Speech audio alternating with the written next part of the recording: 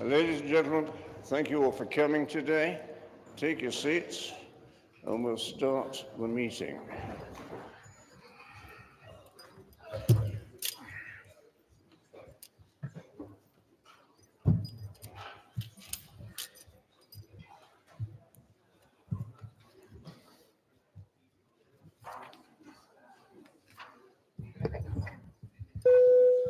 I will now start the meeting, and I welcome the people in the gallery. I was told that the BBC are likely to be coming here, but they haven't arrived as yet, as far as I know. I can't see them here. But I'll firstly call for apologies for absence. So I have already got Barnes, Councillors Barnes, Brooke, Gent, Gribble, Hall, Lech, Squires and Wrigley. And Councillor Asherson has given notice that she'll be a bit late. We have a new microphone system, different to the last one. And I think, from my point of view, it certainly is louder. Can everybody hear okay? Thank you, right. That's a start. Now then, that's item 1. Item 2 is declarations of interest.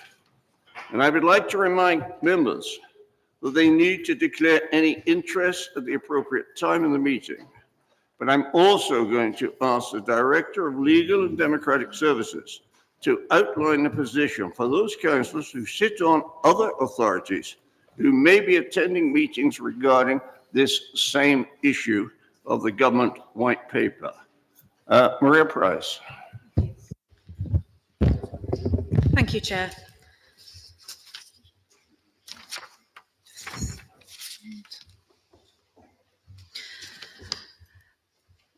I would like to remind all members that you have a dispensation to permit you to speak and vote in this debate. If you represent the council on another body or are a member of another council or authority, you need only declare a personal interest if you intend to speak in the debate about the council or authority. The general dispensation covers memberships of other authorities.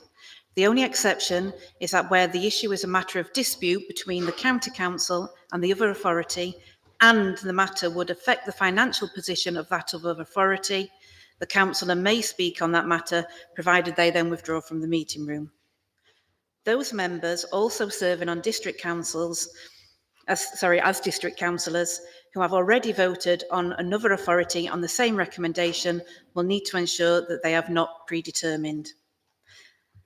Members will only have a disclosable pecuniary interest if a specific issue is actually discussed which directly affects the financial position of yourself or your spouse or partner.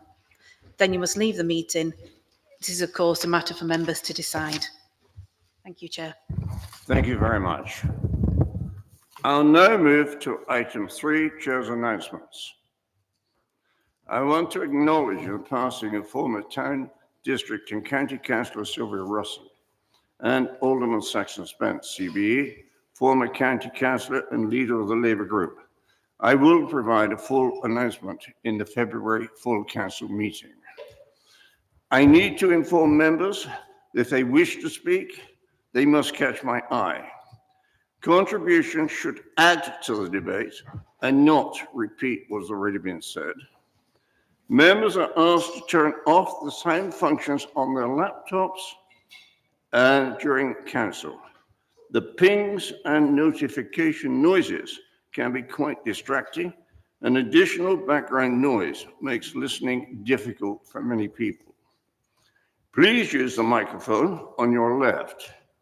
And note that we have a managed solution in the chamber today. And I will remind members of the public that officers and members will be using laptops and tablets to access the papers for the meeting. And a reminder to everybody in the chamber today that this council has signed up to the LGA Debate Not Hate campaign. Whilst debating and disagreeing with one another is a healthy part of democracy, There can be a fine line between robust challenge and unacceptable discourse. It is the right engagement that matters. If it is necessary to do so, I will call out any insensitive or ill-chosen language or inappropriate tone that I hear in this chamber today. And remember that I do have a switch to turn you off, but I trust that I will not need it. Item 4 on the agenda is urgent attention, and there are no items for urgent attention.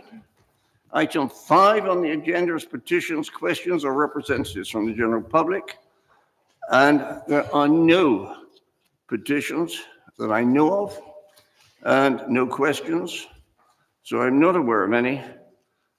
On the basis of that, then, I will move straight on to the next item, which is item 6, which is a question from a member of council, of which there has been a written reply. Councillor Brazil, do you have a supplementary question? Yes, please, Chair.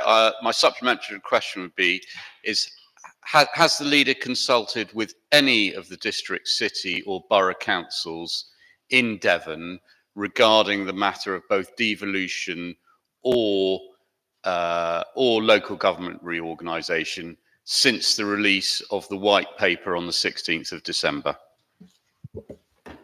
Councillor McInnes. Thank you very much, and thank you very much, Councillor Brazil, for your supplementary question. I have spoken to the leader of the Devon District Forum about devolution and the white paper. I've also spoken to the leader of Exeter about it. But I think you can see from the paper that we're just about to go to, it's premature to talk about how we carve up Devon, which is going on all across the different places, because what we need to firstly do is to agree what we've got in front of us on the agenda today, and then get down to talking to our colleagues. But it's entirely premature at the moment. Thank you. Thank you very much. Okay. Now, item 7 is the framework decision, devolution white paper, and government invitation regarding local government reorganization. There is one framework decision that requires the approval of the council today as set out on the agenda. And again, I'm going to call on the Director of Legal and Democratic Services.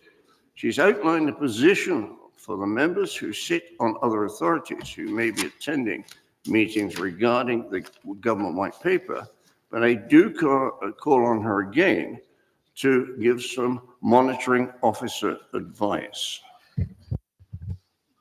Thank you, Chair. So the meeting has been called as a matter of urgency as a special meeting following the government's publication of the English devolution white paper on the 16th of December. The agenda was published on the 24th of December with papers to follow in line with our legal obligations under the Local Government Act.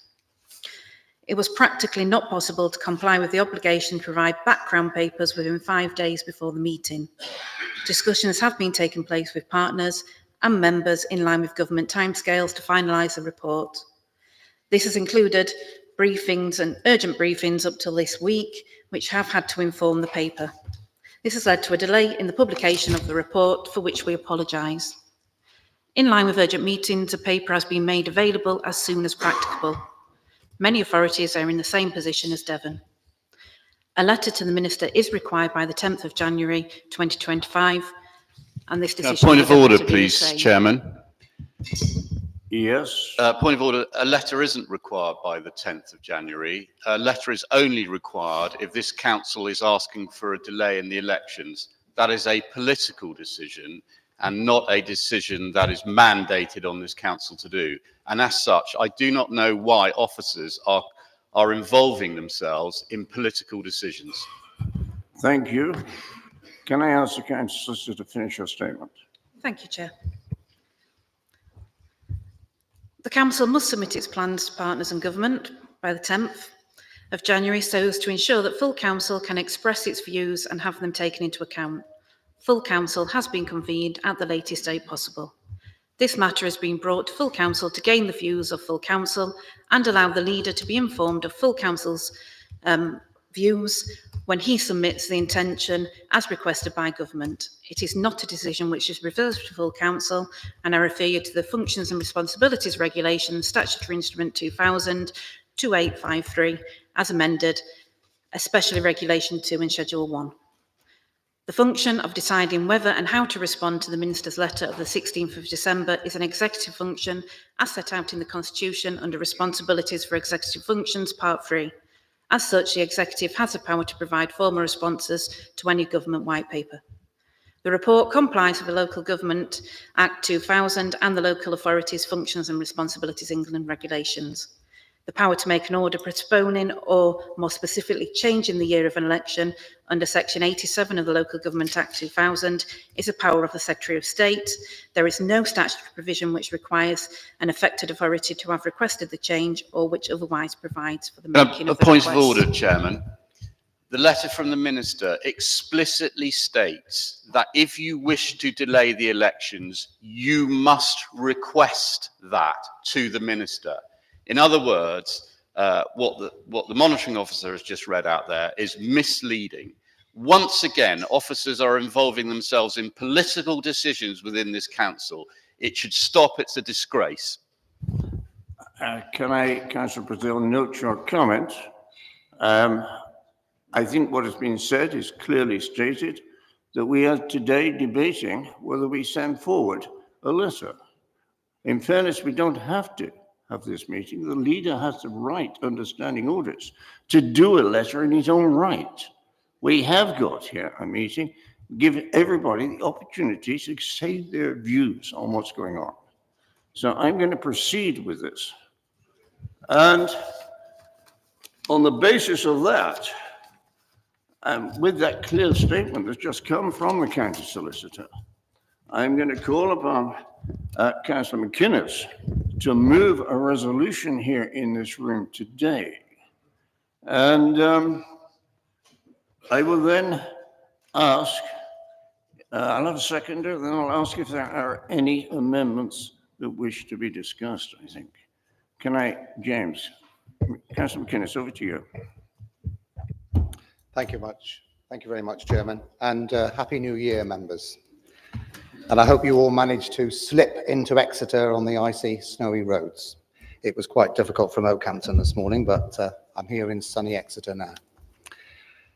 Just to build on the recent exchange, as you hear within our standing order, I could have actually just sent a letter to the Minister and said I would like the County Council election postponed so that we can get down to negotiating local government reform. I decided not to do that. I decided we needed a full council so that we could have a debate at full council and have the weight behind that when I actually send the letter. This all comes from the white paper that was published on the 16th of December, the devolution white paper. And it's very clear within that white paper that government wants to sweep away county councils and district councils and bring in unitary councils uniformly all across England. Now, that is painful for county councillors and it's painful for districts. And I do take exception that some of the district leaders over the Christmas period have said, you know, the county council is land grabbing, and there's been all sorts of different headlines. The county council isn't doing anything that. We're being swept away, just like the district councils are. So this is a very, very emotional thing for everybody, whether you're a district councillor or a county councillor.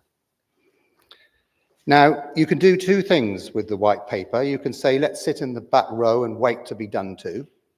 Or you can decide, right, this is what the government wants. Let's get on with it. And for me, that's why we're here today, because I believe we need to get on with it. And that's why I want to write a letter to the Secretary of State saying we want to take the fast track and we want the county council elections in May postponed to allow us to actually get on with the job. Now, I know there's lots of press releases flying around from all sorts of political parties saying democracy's been overshadowed, etc., etc. But we're sitting in a chamber that was created under, was it the 1973 Act, the current county council, the 8 district councils were created under that act as well. And for 50 years, that has been local government in Devon, 2-tier. And over the years, I think it started to get a bit crumbly. And I support the government being so definite in actually wanting that change.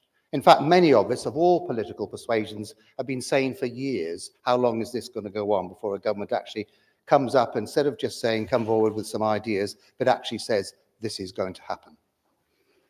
Now, I'm a believer in life. I don't like being done to. I prefer to actually want to influence what's happening. And the only way we can influence what's happening, as far as I'm concerned, is to get down to it straight away. To come to the issue of the postponement of the county council elections, if you actually look at the timeline the government is actually set out, because I've been in a number of calls with the county council network, with Baroness Taylor. I've had a couple of calls, been on calls with her, the Minister in the House of Lords for local government, who is very, very clear districts and counties will be swept away. There's not going to be any exceptions. If areas don't get on with it, they will have proposals put to them by government. That is very, very clear. It's also very, very clear that in the overwhelming majority of cases, new unitary authority in Devon should be at least 500,000. There is a slight chink for growth areas, 350,000, but the Baroness made it very plain that is in real exceptional circumstances. So we're expected in a very tight timetable to actually put forward proposals to government. In fact, the first interim proposal would go forward by March, just as we go into Purda. That's interesting, isn't it? And then the next little timeline is May, June, for more substantial proposals to go forward. So we're deciding what is the landscape of local government in Devon for the next 50 years, while we're in Purda having a county election, having quite a big change in this chamber. And I'm not making a political comment, I'm merely stating the obvious, that a number of members of long standing are retiring, and we'll probably have a 50 to 60% change in this chamber. And then we're going to say to those new members, you're going to be inducted what it means to be a county councillor. By the way, you've got a really big decision to make in about 6 weeks about the future of local government in Devon. I say that is completely mad. We need to postpone the election so that the experience of all political persuasions in this chamber can actually influence the outcome of local government review in Devon. That is the sensible thing to do. And it's the sensible thing to do on a number of levels. Firstly, for the people of Devon. I'm being told in various press releases that James McInnes is taking democracy away from the people of Devon. I'm not.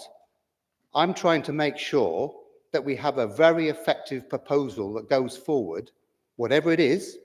And you'll notice in our document, it's not setting out what we see as the solution, because we're right at the beginning of that conversation. But residents are absolutely at core at this. And when you're going to have a unitary authority at least 500,000 and perhaps more, you need to really think very carefully how that unitary authority engages with its residents, because the current two-tier system clearly doesn't work. I've been around various meetings around Devon in December, sort of leaders update, all right up to Barnstaple, down to South Hams, and Councillor Brazil was at the meeting in South Hams.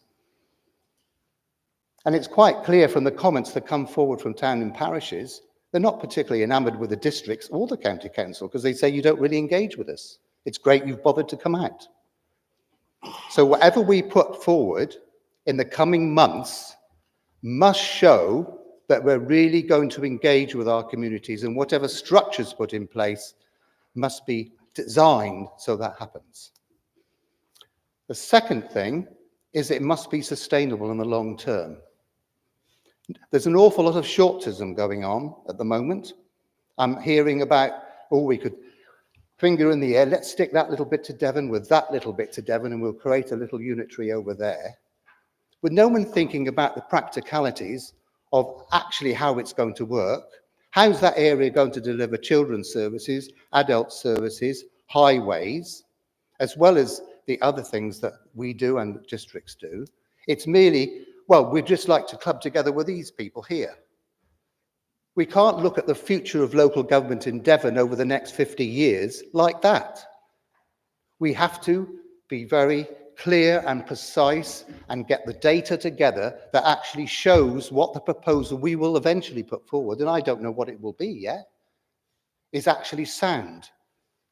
Because the government haven't asked us to do this because they just fancy the exercise. They've asked us to do this because they want local government to be more efficient. And they want us to be more connected with our communities. Now, if we have a county election in the middle of this, that actually puts the county council and you as members, both now and whoever might be elected in May, at a disadvantage, because our eye will be taken off the ball of putting together that proposal, because we'll be fighting elections and going through induction into belonging to a new council. There's also another very important thing, and I think you can't overestimate the amount of work that will have to be done to create whatever unitaries in Devon we will have. And it's actually about having capacity. We've got to have the capacity in Devon to be able to put our proposals forward and not be distracted by a period of purdah where nothing can really go on, a period of induction of a new council where nothing will really go on, and then suddenly having to come to a conclusion by the government's timetable shortly after that. There's also another very, very important thing for me, is staff. Staff in district councils, staff in the county council, staff that have probably worked in those organisations since they left school and started their job. Many of them, it's their life's work being in their district or their county council. And we need to give some certainty that how we go about local government reform in Devon is thought through properly and is actually tenable going forward. And we need to get on with that as soon as possible for residents of Devon and for the staff of the districts and the counties that deliver their services. So, while I'll no doubt get lots of accusations, and I have already, that I'm taking democracy away from Devon, I passionately believe that to actually put together a document that actually stands up and government will take notice of, we need the space of the county election being delayed for 12 months. And that's why I'm very, very happy to move the recommendations before you this morning. And I should be very pleased to hear your comments, both A and B, to support me to write a letter to the government asking that we would like to be part of their ambitious programme for enabling councils to develop plans for local government reorganisation and devolution. And secondly, as a consequence of joining this ambitious programme, the County Council will make a request to government to postpone the County Council elections due to take place in May 2025, providing capacity on which reorganisation and mayoral devolution can progress at pace in 2025 to ensure the benefits of reorganisation and devolution for the area are realised as quickly as possible. Happy to move. Do I have a seconder? Do you have a seconder, Councillor Davis? Chairman, I'm very happy to second. Okay, thank you. I'm going to get the county solicitor to explain procedure from now on, so I know exactly where we're going and everybody else knows where we're going. We're going to debate this motion as stands at the moment. We take a vote on this motion, and if anybody wishes to put amendments in, we take amendments after we have the initial vote. Am I correct? No? Yes? No points of order for a minute. I want clarification myself. So, do you want to do? So no, you're going to debate. Any amendments will be moved as part of your debate, and the vote will be taken in the usual procedure. So on the basis of that, I will now call for the debate. And do I now call for amendments? Yes. So I call Chair, for amendments now. part If of I the may, I would debate. like a point of information, to give a point of information to correct something that's already been said. And I think it's pertinent that it's said before we have the debate, because there were certain statements made by Councillor Brazil about what the minister actually said in his letter, which is not correct. And I think a correct version of what the minister said needs to be read out. So if you would bear with me, I'd like to read out a section of that letter. I think most of us know what you're going to say, but Well, one of the things he said, the minister... stand up, please, because Sorry. I welcome your views on any matter in this letter set out below. I will require a clear commitment to delivering both reorganisation and devolution to the most ambitious timeframe, with any request to delay council elections by Friday the 10th of January. And so that is what the minister said, and it's not what Julian said, the minister said. And the letter also clearly sets out the basis on which elections he will agree to defer elections for a timetable to enable reorganisation to go on. So I'd refer members to the letter which talks about timeliness and next step. And he says you will only defer elections from May 2025 to May 26 in order to allow the area to deliver both reorganisation and devolution to the most ambitious timeframe, even either through the devolutionary priority programme or where reorganisation is necessary to unlock devolution. can I thank you very much for your what you have? Can I thank you very much? Thank you. No, please sit down. County Solicitor did make this pretty clear, in my view, when she did her introduction to this whole item. So I'm content.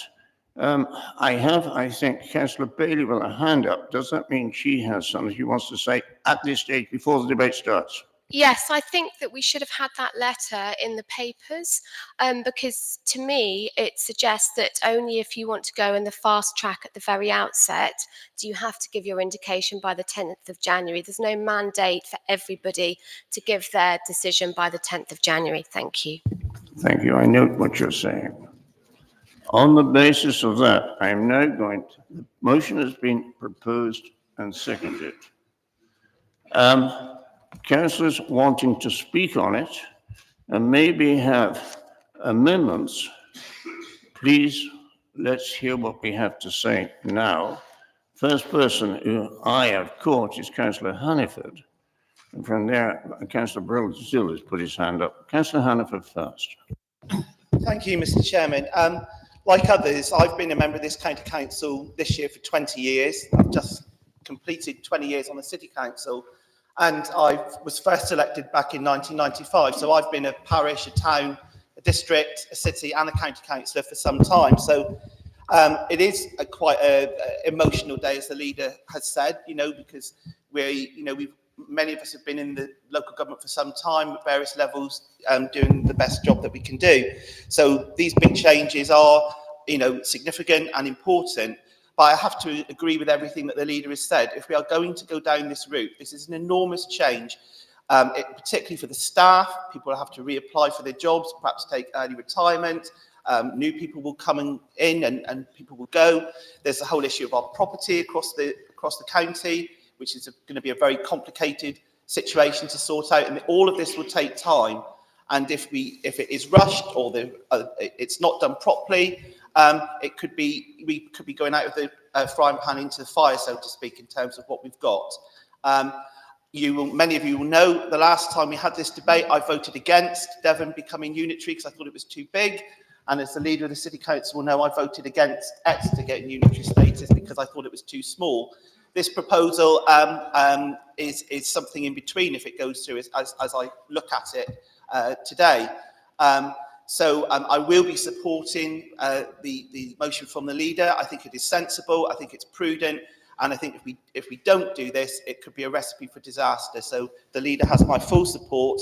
It's not necessarily where I would choose to be, but we are where we are. And we need, as he said, to be proactive and owning the situation rather than being done to. Thank you, Mr. Chair. Thank you very much. Councillor Brazil, then Councillor Biederman, then Councillor Bailey. Thank you, John. So here we are today following the publication of the government white paper, and the white paper covers two areas. It covers devolution and it also covers local government reorganisation. And my view is that we probably have a pretty much consensus around the room that we think that devolution, well, we all agree that devolution is the right thing to do. And if the way the government wants to deliver that is by a strategic authority that, for sake of argument, includes Devon and Cornwall, with an elected mayor, then so be it. I don't really have that many problems with that. Let's hope it's more effective than our directly elected police and crime commissioner, who I understand is putting in planning permission for a new dwelling in order to house her collection of chief constables and deputy police and crime commissioners. But putting that aside, as well as devolution, we have local government reorganisation added too, and we've been asked. I'll rephrase that. We've been told how we are to do that by a government. We've been told to create mega councils of over 500,000 people, which will, in rural Devon, will be hundreds of square miles, because we've been told that is the best way to deliver rural services and rural democracy. And we know that because a management consultant, PwC, have told the government so. So management, don't worry about the years and the generations of experience that we have as local government and how it works. We've been told by a management consultant and a second-rate civil service department that this is the best way that we can deliver services in Devon. Well, I'll tell you now it isn't. And let's take Plymouth, for example, a good example. Plymouth, a population of 260,000, an urban city that's perfectly works well. It's viable.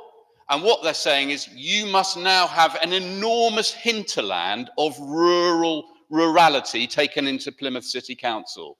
They will have to create a totally new department to deal with rural services in Plymouth, because that's what the government and that's what the management consultants tell us is the best way forward. And so here we are in our hour of Devon's people and communities, in our hour of need, looking for leadership from us. And what we have here is a Kisling council of collaborators complicit with a Labour government at Westminster that understands little and cares even less about rural Britain.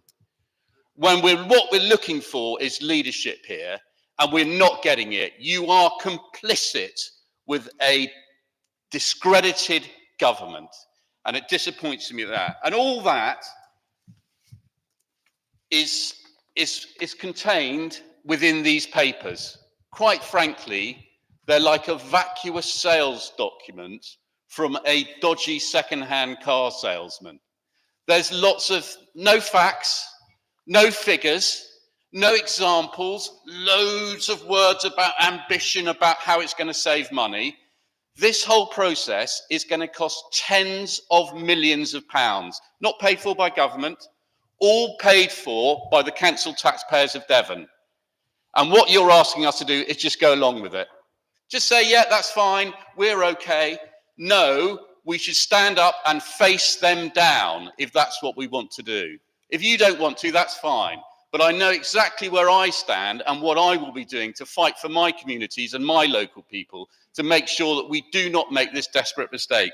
Because you know full well, and if we look at the examples of Cornwall or Somerset, have they... Point of order, Mr. Chairman.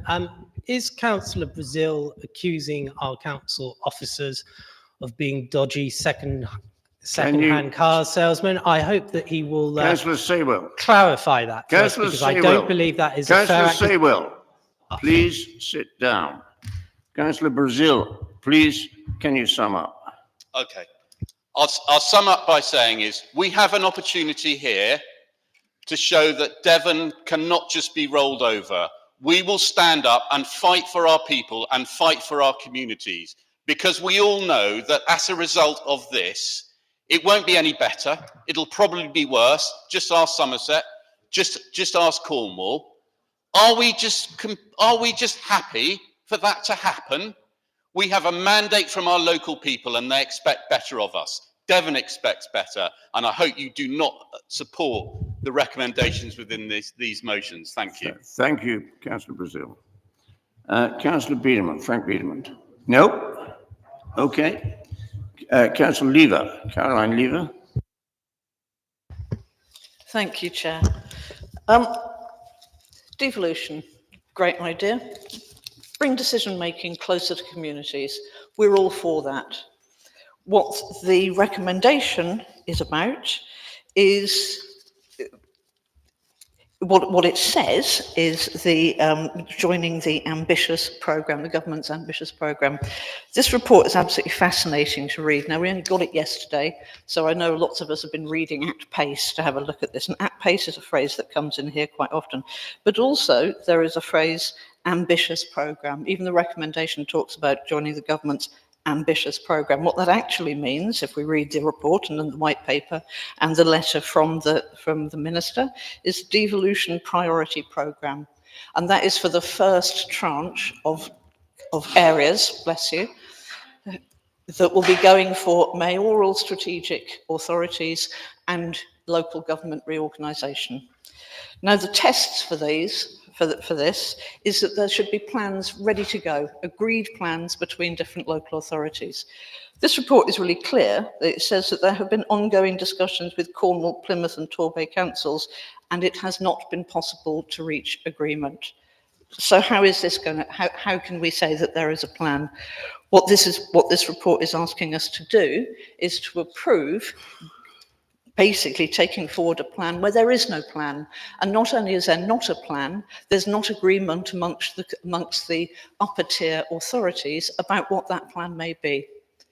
What this authority is also seeking to do through these recommendations is actually to take away the public's right to hold all of us accountable.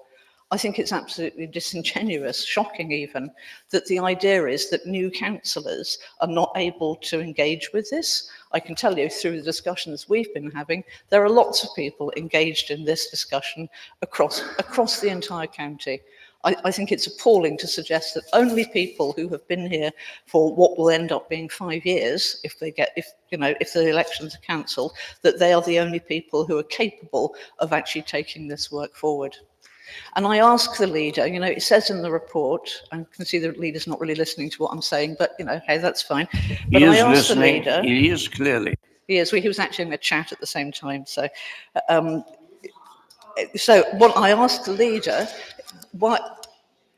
as the white paper sets out really clearly, the expectation is that the county council or unitary council or whoever is involved in the discussions about the future way that local government will be delivered across England, that actually it encourages positive engagement with district councils. That hasn't happened. In fact, there was a Team Devon meeting cancelled only in the last week, where county council and district council and others will be brought together. Cancelled. Do we believe that this council is interested in consultation, even with the councils of this area, or indeed the public? Because the public is why we are here. Let us not forget that is the point of councils. Why should anybody out there be interested in the way that local government is organised? It's actually only about service delivery. It's about can our child get an EHCP? It's about, is that school falling down or is it okay? Is there a pothole where, again, you're going to end up damaging your car? That's actually what matters to people in Devon. And why should they be interested in the organisation of local government? They shouldn't. It's about services. We are elected to represent our communities. And within this, the devolution proposal does take powers from Westminster to Devon, but further away from our local communities. As a unitary authority, it is going to happen, I believe, but actually the idea that 500,000 is closer to communities is an absolute joke. And let's not think for a minute that the Labour government is remotely interested in really what happens in Devon. We've already seen the removal of 10 million quid's worth of rural services grant to this authority. We have already seen that the settlement that the council has got, which we found out just about before Christmas, is, if it's not the lowest settlement for a county, it's jolly nearly there. Devon is not a priority for the government. But for us, the people of Devon and the delivery of services that are actually going to meet their need, that is our priority. And as politicians, we are accountable. We are accountable to the people of Devon. And we should not be scared to go to the people of Devon and say, hey, how are we doing? Are we good enough? Are we delivering the services that you need, that your communities need? Now, I read this, actually, as the Conservative Party here, running the county, seeing an opportunity to avoid being held accountable by the people of Devon. I think this is democracy denied.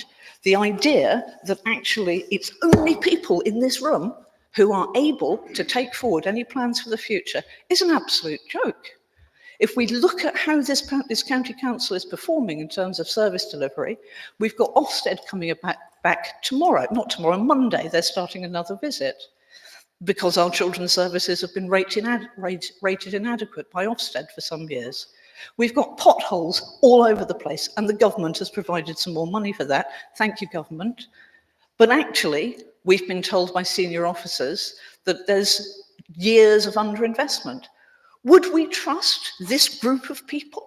This group of people who have not delivered for the people of Devon, who are not talking to their district councillors, and who are uninterested in the democratic mandate that we have, would we trust these people to take these plans forward?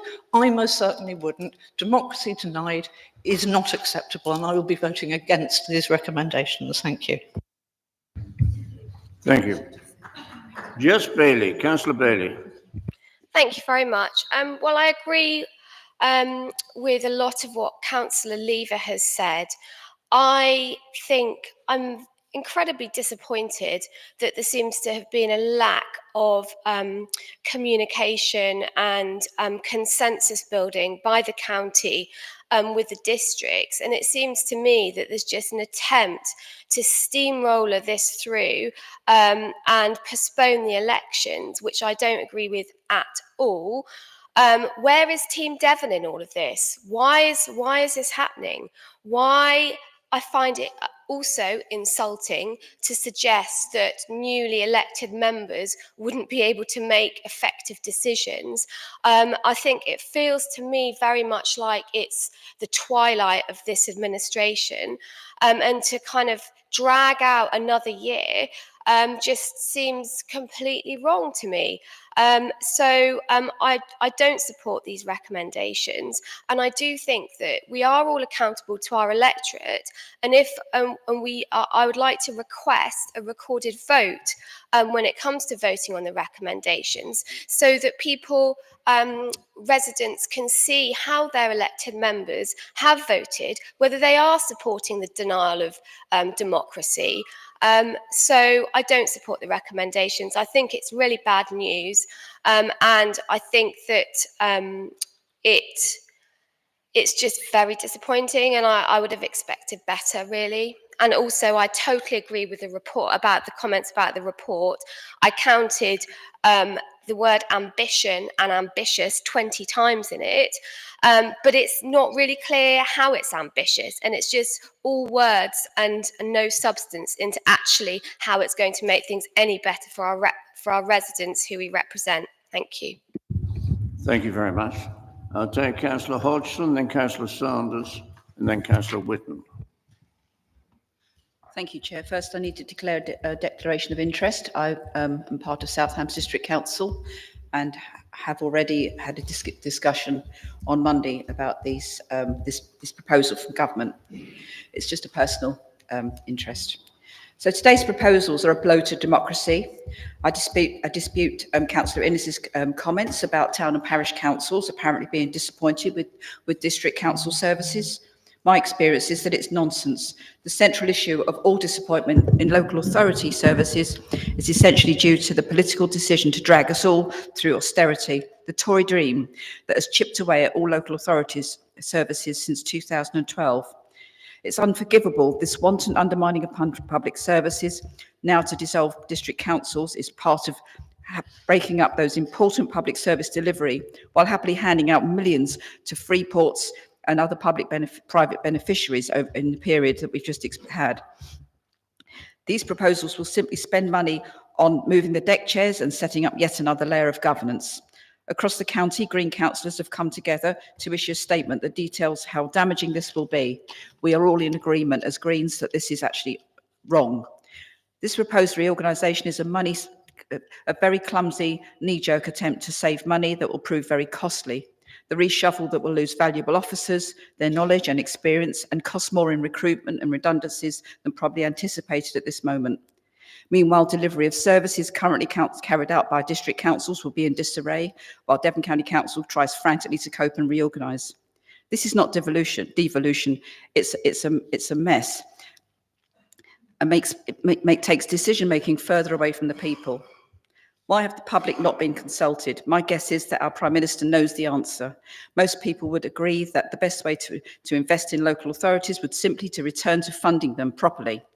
We have the structures that are tried and tested. We need to be calling for a return to properly funded core services at this council today. That is the message we need to be sending to government. Let's stand up on behalf of the people that we represent and simply demand a reinstatement of core funding for the services so many people count on and are so disappointed in at the moment. Any other way forward will simply take us further down the black hole of lack of funding to deliver public services. We need to have the elections this coming May to invite the residents to vote on this important decision of how we may or may not wish to dissolve services. I will not be voting for today's proposals that fly in the face of democracy and genuine devolution of services and decision-making as close as possible to the people affected. Thank you, Chairman. Thank you. Councillor Sanders, Councillor Whitman, Councillor Collett. Thank you, Chair. Looking around, most people in this chamber will wonder why I've stood up to speak, because I've probably got a reputation of saying very little in this chamber. That's largely because I don't believe in repeating what other people have said as a general principle. People might be wondering, what experience have I got to comment on this? Well, I was a triple hatter for many years. I was town councillor, I was mayor of the town on 2 separate occasions. I was also a district councillor, borough councillor in fact, and was leader of that borough council for a number of years as well. And I've sat on this authority since 2009. And the other thing is, I joined the National Health Service in about 1968-69, and I was part of and went through the original reorganisation in 1974, which was dramatic, and I went through a whole range of reorganisations and restructuring since then. My point in raising that is that I have been party on numerous occasions, more occasions than I can actually recall, of sitting through hour upon hour upon hour of debate about what the structure of democracy should be, local authorities in this county. We've had all sorts of models, goodness knows how many models. We've had all sorts of permutations of X bonding with Y and Z binding with Q and so on. And not once have we managed to actually make any progress, because we just talked about it and not reached a decision. Now, whether I like it or not, this government has done something that actually surprised me. But they have made a very clear decision. County councils will go. district councils will go. And everybody outside in the districts particularly seems to have lost that significant point. County councils go as well as district councils. That's hard for me to accept as a county councillor. But I come from a background of being very strongly opposed to being told what to do. Whenever I've been told what to do, I got into enormous trouble at school regularly for being told you must do this and you must do that, and I wouldn't, and I don't. However, there are occasions where there is no point in fighting something that you simply cannot win. This government has produced a white paper. That white paper is mandatory. If you think this government is going to change its mind, ask the farming fraternity across the country, ask the small and large businesses who've had to soak up the national insurance increases, and I could go on and list a number of other things. This government has made a decision. I actually agree with the leader, and it is very hard for someone who's a Conservative councillor to actually stand up and say, I thank this Labour government for having finally made a decision. Whether I agree with it or not, they have made a decision and they have said, this is where we're going. They have not said we're going to spend 6 months or a year debating it. This is what is going to happen. The one thing I did learn, being an obstinate soul, is that actually when you really can't win, then get yourself on the inside where you can influence what's going on. There is no way that I can see that this council could win in any means of objecting to what this government has set out in the white paper. And all it is set out is saying county councils are going, district councils are going. It hasn't said what the structure has to be. That is something that needs to be worked out. We have, whether you like it or not, a very experienced and strong council. You may think we haven't done very well. If you think that, I disagree with you. I think this council has done extremely well for the people I represent. And the people I represent actually agree with that point of view because they have been re-electing me. So if we want to control what is going to happen, because it's going to happen, it doesn't matter what you say, it will happen. The government has said it will happen. It's mandatory. I've used that word twice now, deliberately. So, Chair, I agree with what you said at the beginning. I just wish that people would realise that there are occasions when you can't fight something. Let's not waste our time and our energy fighting something we can't win, because we need, while all this is going on, we need to do what we're here to do. And we're here to represent the people that elected us. And we've got to continue to do that. And we need to be in the vanguard of what is coming next. Thank you, Chair. Thank you. I know it's Councillor Whitten. I then say Councillor Connett, Councillor Price, and Councillor Linda Helio. So, Caroline Whitten first. Oh, Whitten, sorry. Thank you, Chair. Chair, I will be proposing an amendment. Do you want me to do that now or continue the debate? Once we finish the debate and taken a vote, we'll then have the amendment. No, it's before the vote. Before the vote. Yeah, before the vote, but at the end of this debate. Okay, so if I just make a few comments now, general, and then I'll get another opportunity to introduce my amendments. That's fine. All right. First of all, let me state quite clearly that that I fully welcome the proposals that the government has brought forward for reorganisation and for devolution. I think both are proposals that could be of real benefit to our communities. I have heard a considerable amount of opposition to these proposals, but I don't know about you, but when I go out amongst my electorate, I experience a lot of confusion about two-tier authority. people generally don't seem to understand who does what, who is responsible, who is to be held accountable. They blame the wrong authority for what is done in the other authority, and that has a knock-on effect for what happens at elections. So from my perspective, to move to single-tier system of local government is something that I absolutely welcome, as simpler and offers the prospect for more effective local government across our county. What is not clear, and I can quite see why it is not clear, is how that is to work out in terms of our Devon footprints. And I will come on to that, if I may, later, and as part of the amendments that I will be putting forward. But first of all, let me make absolutely clear that, as many of you know, Exeter City Council and Plymouth City Council are putting forward proposals for unitary authorities that cover their urban locality and hinterland. And as an Exeter member, I absolutely 100% support the proposal for Exeter to be considered as a possible way forward if there is a move to towards this unitary pattern for the county council.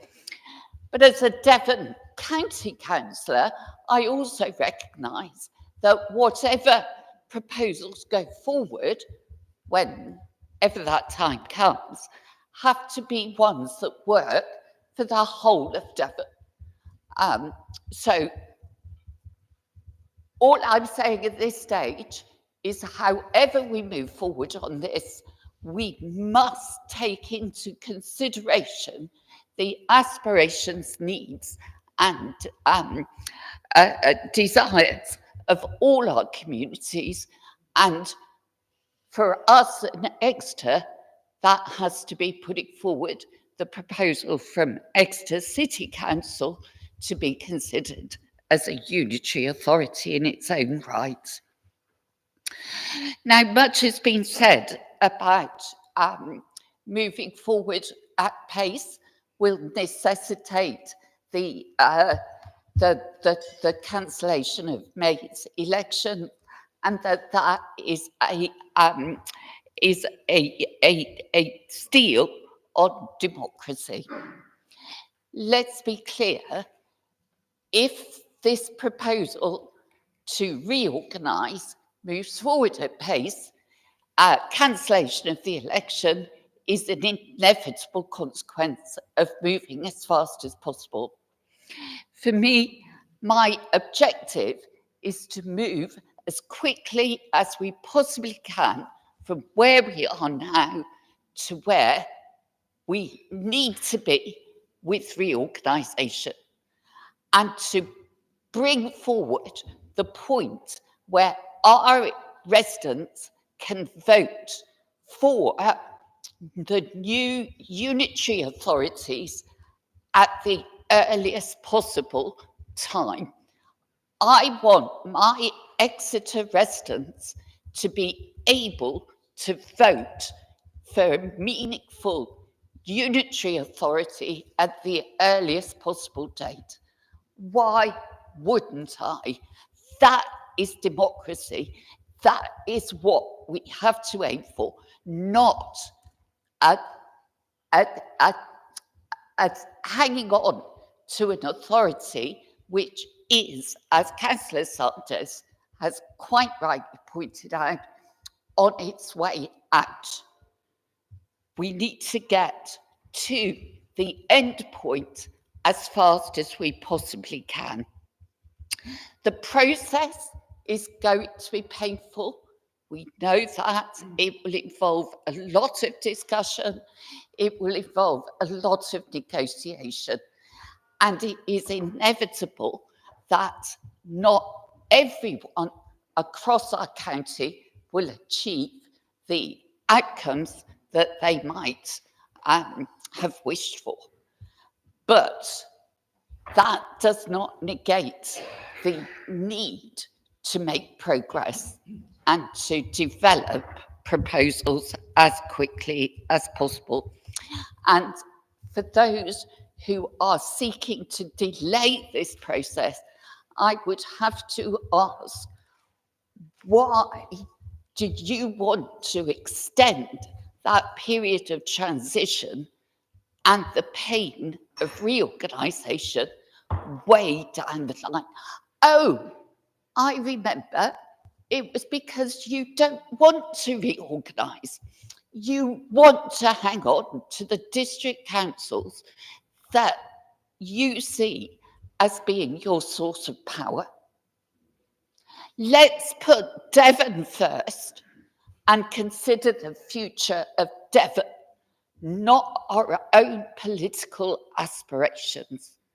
For that reason, I will work with whoever is prepared to move forward to develop workable, sustainable, unitary proposals and to proceed as fast as possible to the point where my residents can vote for a unitary authority that works for them. And I would encourage everyone to get on board and participate in that process because, as has already been said, it is going to happen. So get on board, start thinking and inputting to how to make this work for Devon and for our residents. Thank you. Thank you, Councillor Whitman. Councillor Connett, and then Councillor Price and Councillor Hellier. Thank you, Chairman. One or two people have mentioned how long they've been a councillor, and I don't think this should be a glamour parade of how long we've served, but this May will be my 30th year as a councillor.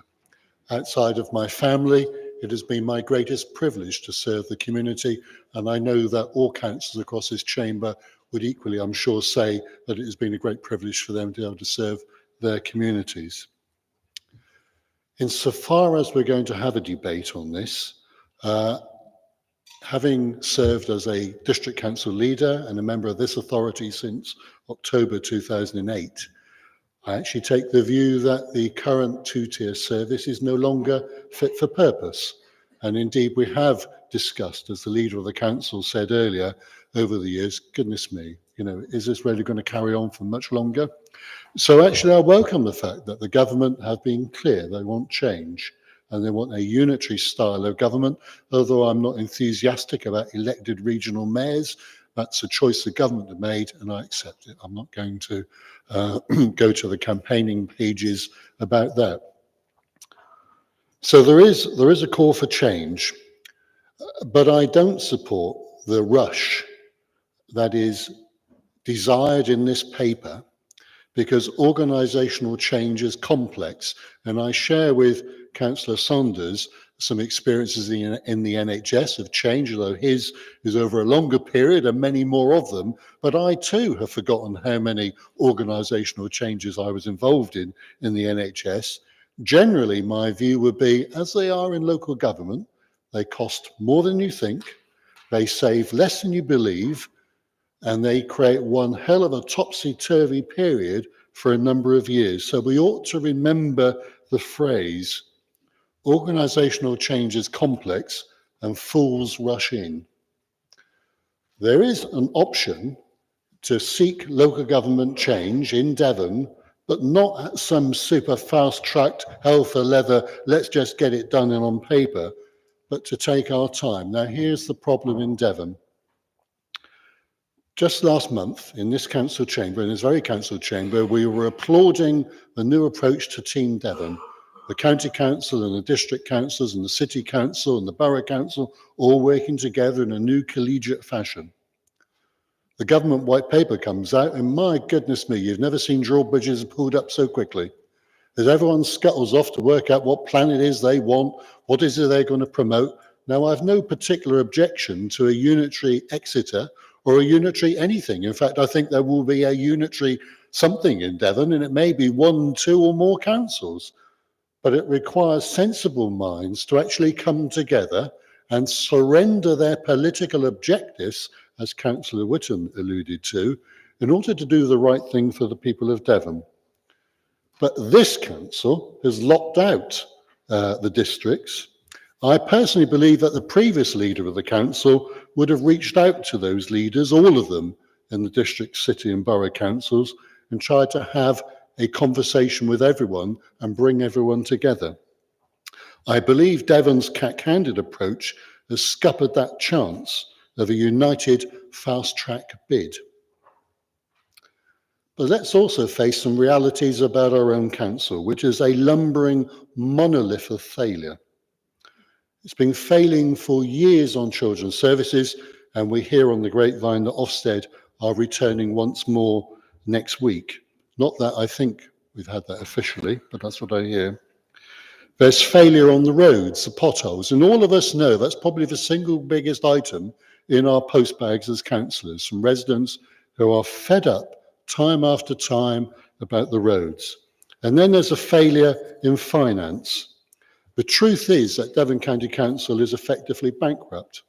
Now, the chairman of the council, when he was leader, said early last year that when he became leader of the council in 2009, he inherited a reserves of something around £300 million.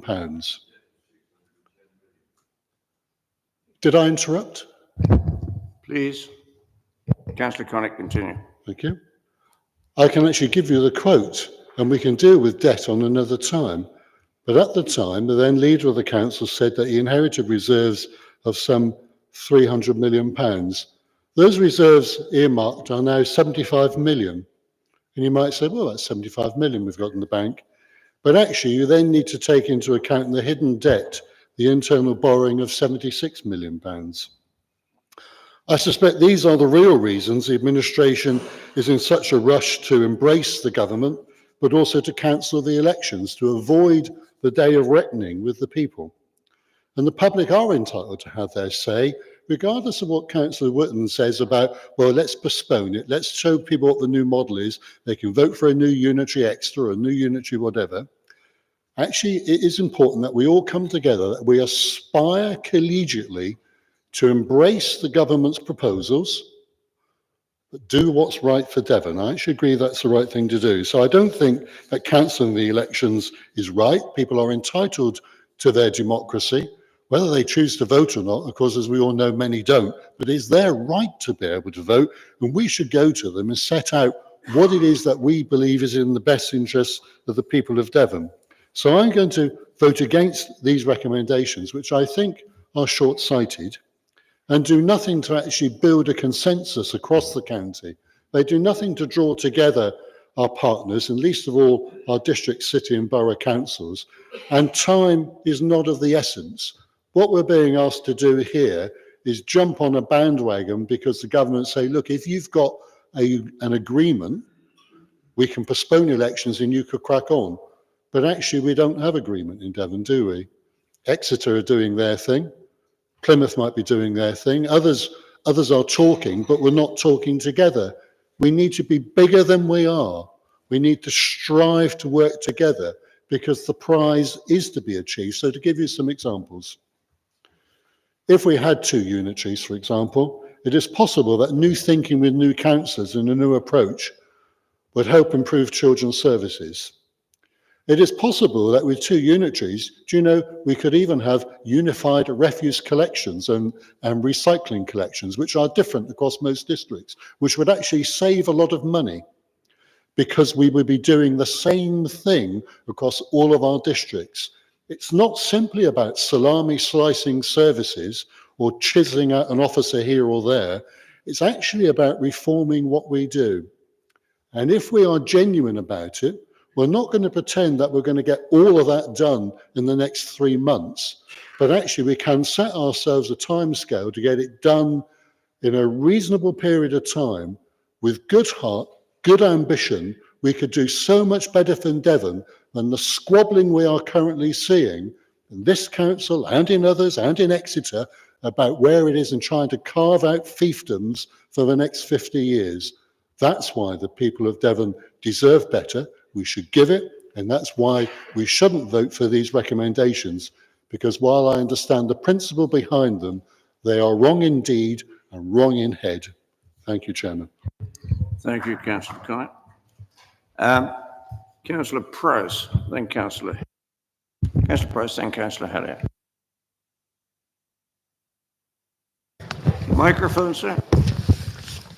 Is it working? Yeah, I'll put it on. I've got a newspaper here and it says new row over unitary plans. Just had an hour of that. But the trouble is this newspaper is dated May 2009. So back in 2009, I was a member of the City Council. We were asked if we wanted to be a unitary authority. That's Exeter. Only 2 members of the council at the time said no, but nevertheless, we all traipsed up to London on the train, and by appointment, we saw the 3 political parties in Parliament and in the House of Lords treated to lunch on the terrace at the Thames.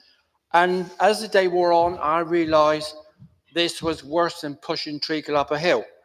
I told our leader, I said, we made a mistake getting return tickets because we should have had a sit-in. And because I said they're not listening, and that was the history. They weren't really listening, and we didn't get it. So, Exeter is allegedly the capital of Devon, but who knows? And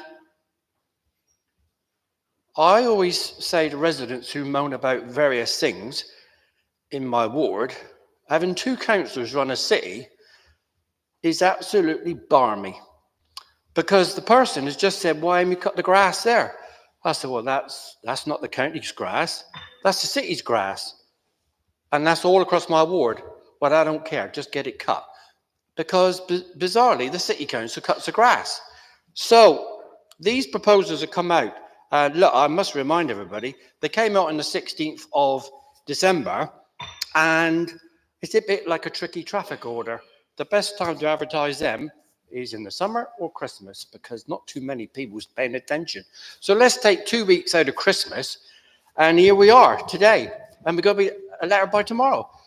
And I'm thinking, well, it's not the fault of this council. It's government, civil servants, rushing this through. So should we cancel the elections? Well, I'll tell you what, if I'm a voter up in Stoke Hill, I'd only be voting more than once. What area am I voting for?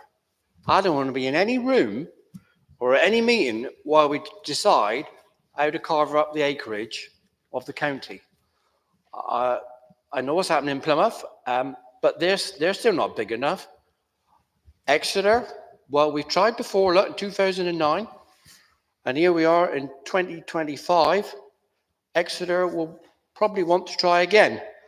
But to get the population, well, I don't want to be part of that. But I certainly don't want to be voting more than once. So let's say somebody says, Exeter, you can be unitary, and by the way, you're going to have Exminster and Axminster to make the numbers up. And you only need to vote once, but that ain't going to be decided, I'm sure, before the elections. I'm really sure. It doesn't quite work like that. If it does happen, then so be it. So tomorrow, same headline in the paper, new row over unitary plans. So what will I vote for? Well, I think cancelling the elections, although I wanted to retire in May, is probably a good idea, because what are we voting for, size-wise? And Councillor Whitton, well, you and I are from Exeter. We represent parts of Exeter, and there's others here. Well, we probably would have a particular interest in Exeter City Council being a unitary authority. I'm really curious about the strategic mayor because, as you know, Plymouth and Exeter do have their own Lord Mayors, and I've been there. And so you do in your head have different interests about how it all turns out. But look, if there's anybody from the press, there's your headline for tomorrow. It's still going on. 2009. Thank you. Thank you, Councillor Perez. Being one of the number of councillors that were involved in that discussion at that time, I knew what you say. Councillor Linda Hellier this time. Thank you, Chair. Well, I want to say that I'm fully in support of the leader's motion. As has already been stated, the reorganisation is going to happen. The government's had a white paper, they've mandated it. There's no point ignoring it. There's no point spending ages and ages trying to fight it. That's been about as pointless as tinkering with the deck chairs on the Titanic. And the reason I want us to be involved and to work with the government rather than against it is for my area, Bideford, which is part of Torridge. We're a large rural area. We've got small market and coastal towns. We've got areas of high social deprivation. We've got areas with low income and low opportunity, to be honest. And I don't want us to be left behind. And when people talk about carving Devon up into various different unitaries, I don't want Torridge or my neighbours North Devon to be the bit that no one wants, the bit that's left behind. So I think for the residents in Torridge and in Northern Devon, and on behalf of all of the Devon residents, we need to be in the discussions. So that's why I am supporting the leader's motion today. Thank you. Thank you very much. Short and precise. Councillor Adams, then Councillor Chesterton, and then I've got quite a number of other councillors, but can I be assured that you're going to say something different to what's already been said? Thank you. I just want to say firstly to Councillor Brazil that this is democracy in action. We don't have to fight it. The government has a mandate. That is democracy. We need devolution at pace. I agree with everything everyone said. And I want to about joined up services and clarity and simplicity for our residents. There's a lot of talk about Devon people, and I want to give an urban perspective because lots of talk about rural areas, but actually I live and my division is on the edge of another district. And the frustrations that we have with new housing, which we welcome, on the edge of Exeter, certainly on the edge of my division, where there's not joined up thinking, schools are not built appropriately, the pressures are then put on my division and on Exeter, and the money that is taken, the SIL that is taken from those housing associations goes to the other districts, is not put into the services that those new housing estates are using in Exeter. We need a more joined up, thought through process. We need something that considers what is happening now in our county, and certainly in Exeter. Exeter isn't what it was in 2010. It is a much bigger city with it's piecemeal around the edge. You've got building in Cambridge, building all around Exeter. We need, my residents need that clarity. They need to know that the infrastructure is going to be there for them, that other districts are not taking that money away, hiving it away for something that's miles away from Exeter, and yet they're having to bear the pain of all the new pressures on the cities. That's my thought process in this. So I'm bringing that urban view. And to say that unitary authorities don't work, there are plenty of unitary authorities in this country that work very, very well. So I object to that. And to say that we need to slow the process down, I'm afraid I've worked in organisations where we're focused, we have change, we have purpose, we move forward at pace and we work hard to make something happen. I'm not into dilly-dallying and prevaricating. Let's get on with this. And I am pro-devolution. I am pro-moving whatever we can do to move this process forward so we have a simple, better system for our residents. Thank you. Thank you very much. Councillor Chesterton, Councillor Dewhurst, Councillor Randall Johnson, in that order. Thank you, Chair. Yeah, I mean, I might be one of the newer councillors on this council. It's my first term, as you know, but I have had 16 years on a district council. So certainly I loved my time on the district council and welcomed the experience that I got from that. But I have to say that there seems to be a clear direction of travel from reading the white paper from front to back.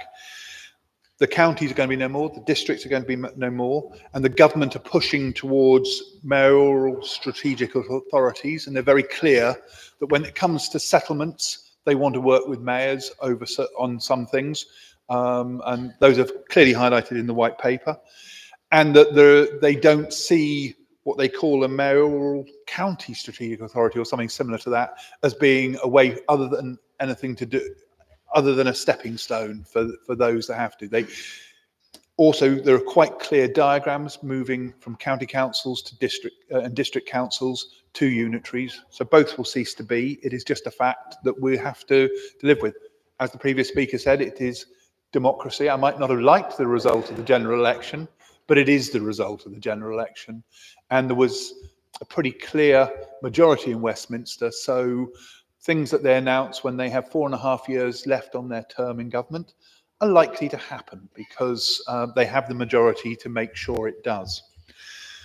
So it's quite clear that potentially by moving in an early point in the process, that access from a point of view of the mayor being able to access funding for whatever the mayoral strategic authority area that we end up covering is, and I don't want to prejudge exactly what it will be because those conversations need to now progress, will potentially bring forward additional revenue into this area quicker, because I think it's quite clear that two-tier systems are not going to be funded in an additional way while they remain as two-tier systems. So I think we have to see there are some advantages about going early in terms of funding bids that we might want to make. I also noticed that they're going to probably not have the same system of funding bids, so it's going to be more of a conversation, less of a bidding process, which probably, after the experiences that many councils had over the last few years, might be actually a step in a better direction. We've talked a lot about boundaries today, and I appreciate that that's something that we're all going to be very, very sort of that's a key thing to us, but the reality, it's not what we're being asked to report on at this moment in time, not what we're being asked to make a decision on. Those discussions across the whole of Devon and possibly other areas outside need to happen in due course, and those councillors, and I think it needs to be parish councils very much involved in these discussions as well. There's certainly room within what I read of the white paper for potentially parishes to strengthen, particularly the towns, possibly to even have a negotiation themselves on devolving some things to them. So there are very interesting levels of discussion that need to happen, but that doesn't need to happen before a letter gets written and before a direction and a path gets chosen. I welcome the fact we've got this meeting, because I think for the leader to have made a decision not to hold this meeting and not to give council the discussion and the ability to make a decision, one way or another, whichever way it might end up being, would have been detrimental to the democracy in Devon, because I think we need to have that discussion, have all options. So by meeting this side of when a letter, if it has to be written, gets written, is a good thing, and is certainly far more democratic than just deciding to have a full council meeting far later, as seemed to be the way others were stating. And this surprise about delayed elections, potentially, if they happen. I mean, ultimately, it's not our decision to make. It's a decision for the minister to make based on which areas they give priority status to. But it's happened in other unitary areas. We don't have to look very far to see five-year terms happen, either before setting up a shadow authority, or even once that shadow authority is elected. It happened. It's quite a normal process. It's not something to be surprised about. And it hasn't sort of meant that democracy hasn't happened in the areas which have moved to unitary already. There are plenty of good examples of moving to unitary, and there are some bad examples of moving to unitary. And I think one of the things that we need to take into stock, and I hope that officers and senior members will be looking at in detail, is where it's worked well and where it's worked badly, and learn from those mistakes. But I think, as many have said already, we need to get on with this process. It's been an inevitability for a number of years, and I think the change in government has just fast-tracked something that was happening anyway. The conversations were happening with the previous government, and now there's a fast-track process to it.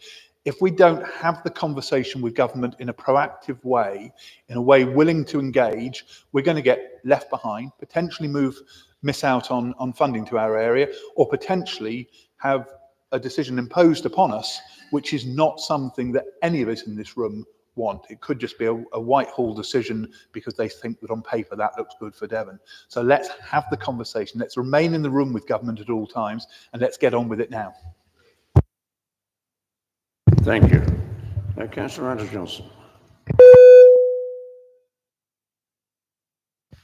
Thank you, Chairman. I prepared a speech which was to go with the clock, but as the clock's not running, do I tear this up and start again? No, I won't. I'm going to comment on what Councillor Connett said earlier on. It's been a tremendous privilege to serve residents and upheld local democracy over the past 33 years of public service as an elected member on a parish, district and county council. But all of that experience was preparation for this local government reorganisation facing us now. When I stood for county, it was to protect the two-tier system. District and Could you get closer to the mic, please?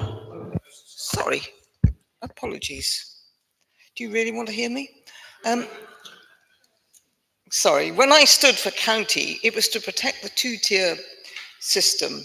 The district, city and borough councils are embedded in their predominantly rural areas, well experienced in delivering vital community services across thinly populated areas. 10 years' experience as a leader of a district council did little to help me understand the challenges of delivering upper-tier obligations. When we were going through the last reorganisation, I approached Exeter City Council, and the one thing I haven't heard from any member in this room today was how many district councils have spoken to our leader about how they want to take things forward. It has all been up to the county to make the first move. I'm sorry. If the districts are strong and want to be part of that process, they need to step into that arena. I was working closely with the leader of with Exeter City Council as East Devon's, thinking about could we have a unitary that would have been large enough. And we were talking in those days of 300,000. That's now abandoned. We have to be at least 500,000 and more. To some extent, I'm relieved we didn't. I was also thinking about potentially that going across border into South Somerset, because at the time, the chief executive of East Devon covered East Devon and South Somerset. So we could have had over 300,000, but sadly it wasn't to be, because Exeter pulled out for political reasons, which I fully respect, because they knew they wouldn't get the vote they needed. This is a political decision, and so we must respect that, because we are political animals. We might disagree with one another on all sorts of things, but a lot of what Councillor Hannaford said, I agree with, and a lot of what other members have said, I agree with. But the best speaker so far has been Councillor Sanders and Councillor Chesterton, let alone what the leader said at the beginning, and I'm sure he's going to sum up remarkably well.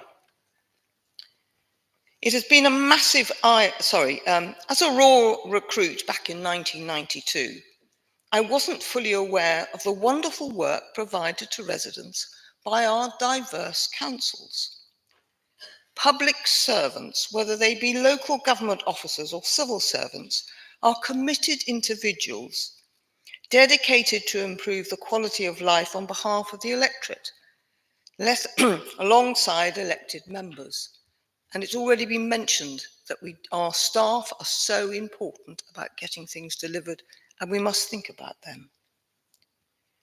It is experienced councillors who are needed now to provide the elected member capacity to assist and make a contribution to how the future council will be fit for purpose, strive, and not get moribund in reorganisation.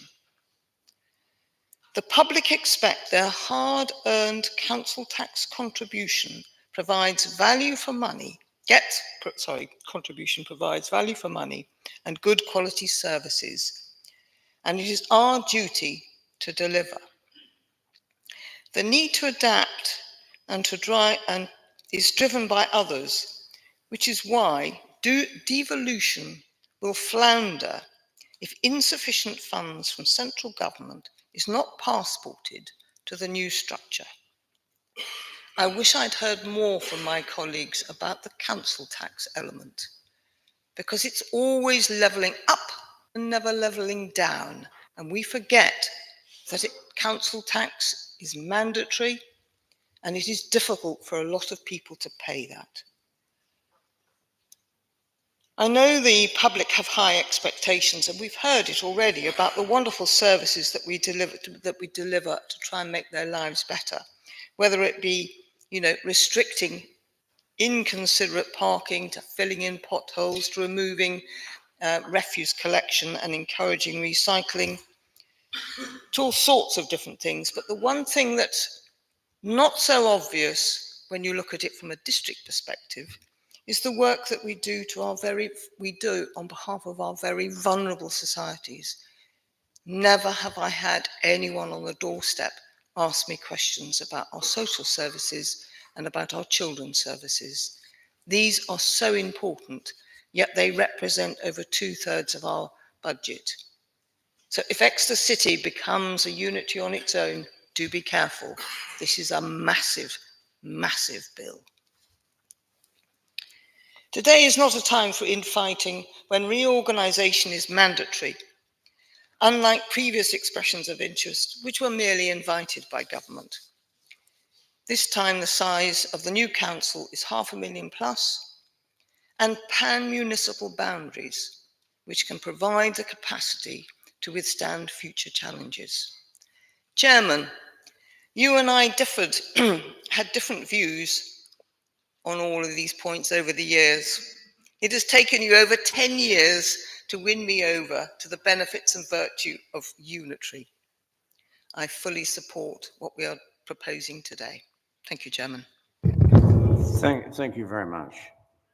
Councillor Dewhurst, then I'll take Councillor Biederman, Councillor Crabb. Dewhurst first. Thank you, Chair. I will be voting against both these recommendations. And to just take the first recommendation, I listened carefully to what Councillor McInnes had to say. And I think his suggestion really was that sort of the blame, as it were, for the fact that our two-tier system is perhaps failing could perhaps be put on the lower tier authorities.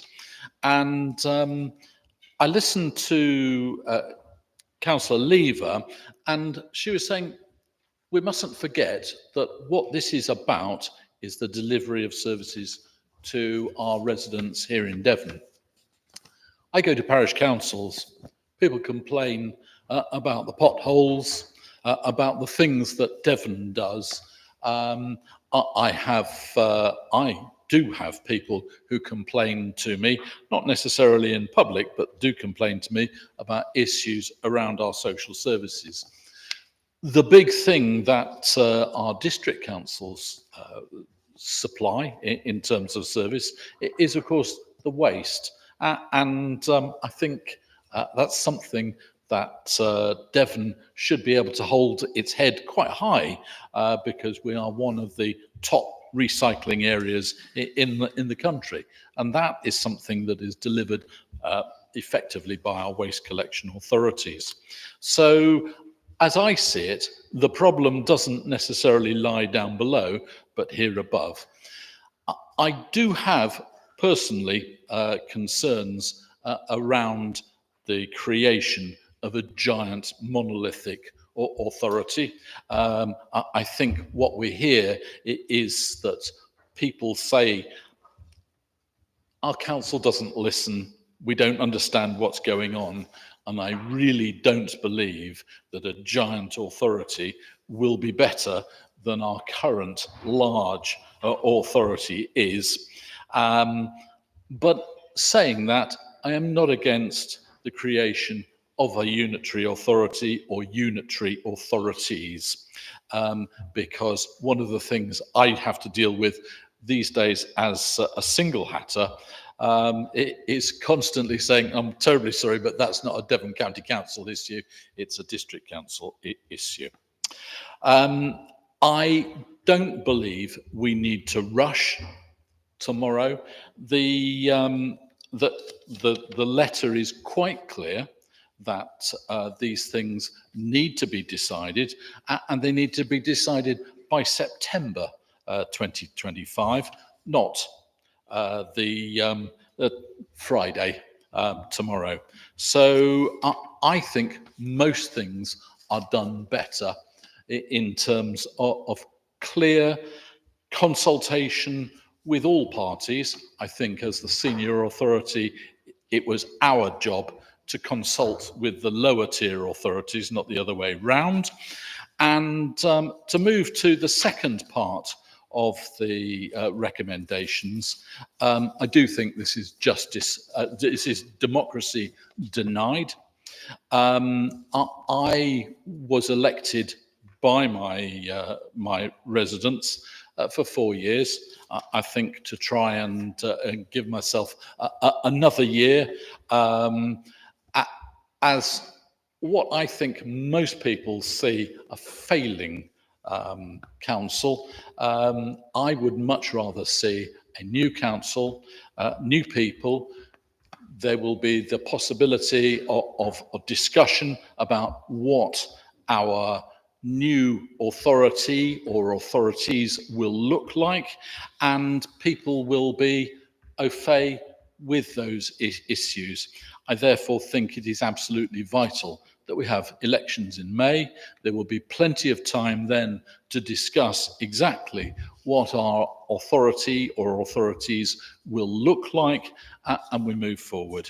And then finally, I just look to our neighbours and I see unitary authorities which were rushed, and certainly in terms of one of them, it has had really drastic consequences. I won't be voting for it. Thank you, Chair. Thank you. Councillor Crabb. No, sorry, Councillor Biedermann. Councillor Biedermann. I did ask you earlier. You determined to said miss no. me, Chair. No, I did pass earlier, but obviously I don't know if that is that echoing. Sorry.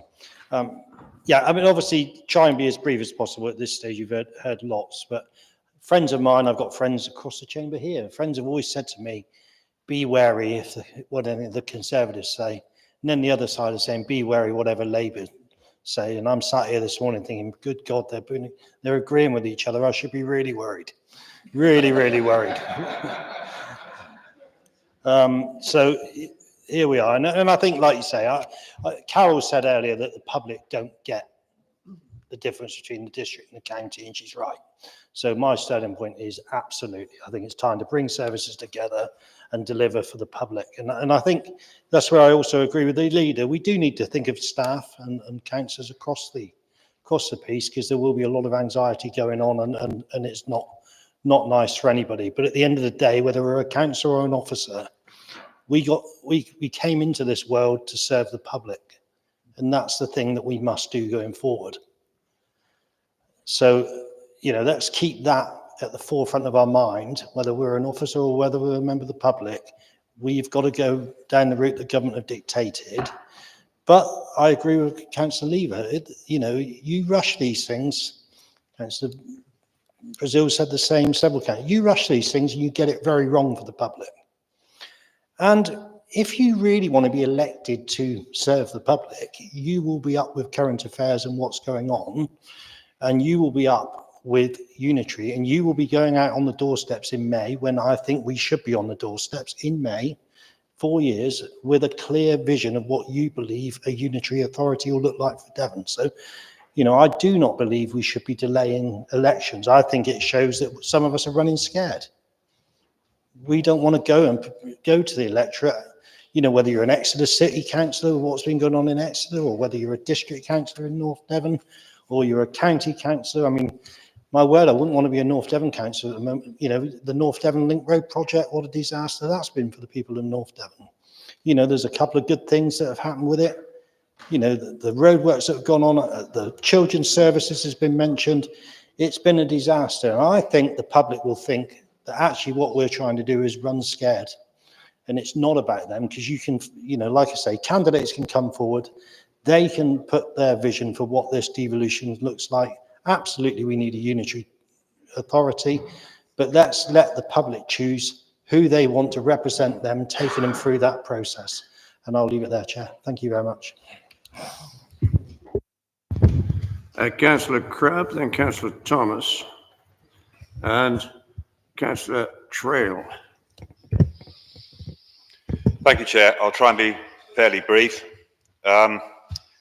Councillor Brazil made a strong argument for inertia. He argued, let's leave it for a bit and see what happens. And it seemed, listening to him, that I felt that he thought that a refusal to engage would show strength in standing up to government. Whereas in reality, if we stand still and we do not engage, half of Devon will be given to Exeter and Plymouth. So this will happen.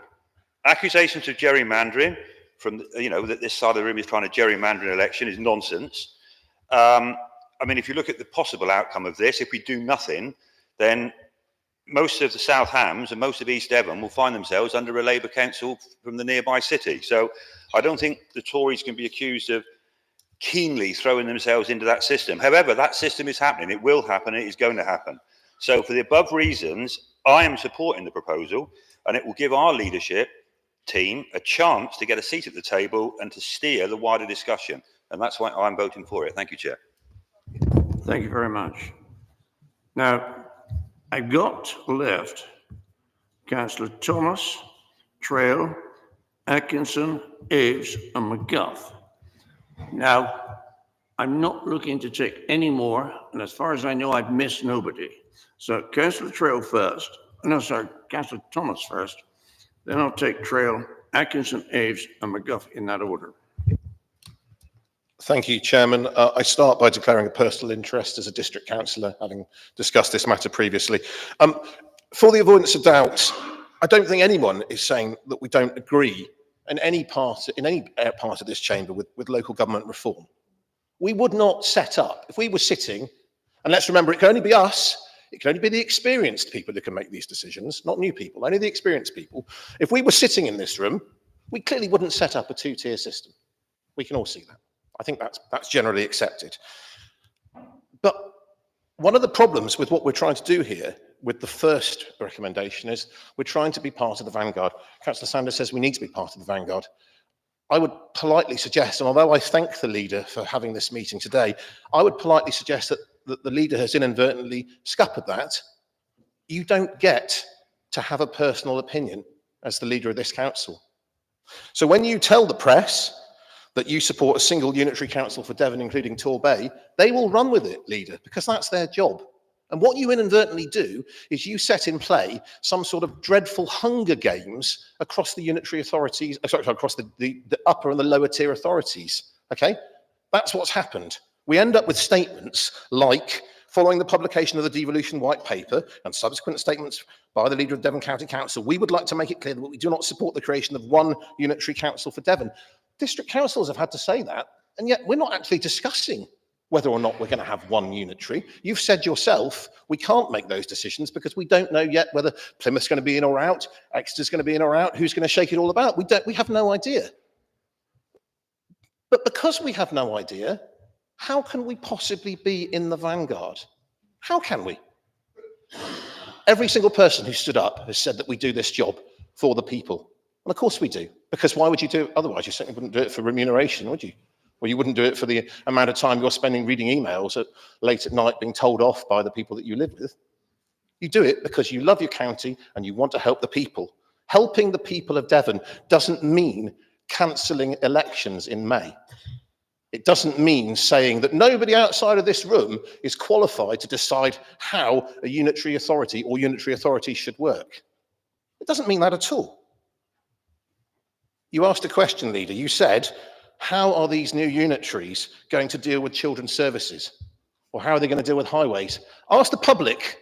The public will tell you that it would be inconceivable that they could do any worse than the job that this council is doing, quite frankly. I've got an email here that I sent to the portfolio holder, who I thank for her help. But I've got an email here from somebody who's waited 56 weeks for an educational healthcare plan. And I've got more than that I can hear from behind me. So the answer to your question, Leader, is any unitary authority, I'm afraid, will have to have a better track record than this county council for dealing with things that really matter. Okay? That's the reality. That is simply the reality. I don't understand why we need to be in the vanguard. I don't understand why we can't consult. And that means consulting with the people of Devon. It means consulting with the lower tiers. Goodness gracious me, how dreadful will that be? It means consulting with businesses. It does not mean rushing.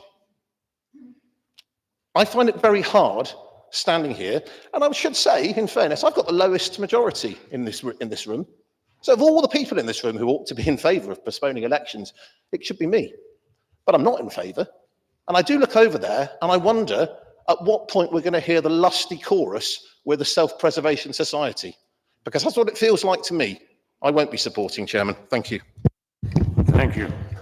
Councillor Trail. Thank you very much, Chair. As a former military person and a local and county councillor, I've led from the front.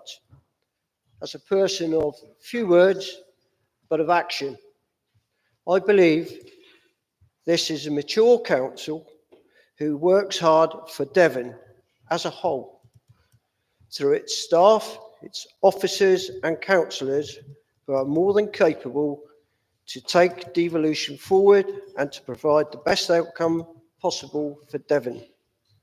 We need to move forward and take the bull by the horns, and I fully support our leader. Thank you. Thank you very much. Councillor Atkinson, followed by Councillor Davis, McGuff, and Councillor Davis, do you want to come back? Okay. Yeah, thank you, Chair. I commend what Carol Whitten and Councillor Adams said earlier, and I'll try not to repeat it. But having listened to this debate today, I've just had to come to the conclusion that the Liberal Democrats are all over the place on that. We heard on this topic. We heard from Councillor Brazil and Weaver that they want the status quo. That's what I heard. Excuse me. That's what I heard.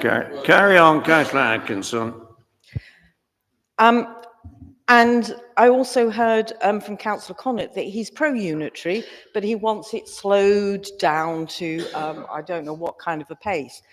I also heard from Councillor from the Lib Dems today that, you know, they are not speaking from a good heart here, as Councillor Connaught urged people to do, because their leader reprehensibly attacked the Labour government quite wrongly and falsely for saying the Labour government was not committed to the people of Devon, and that is patently not true.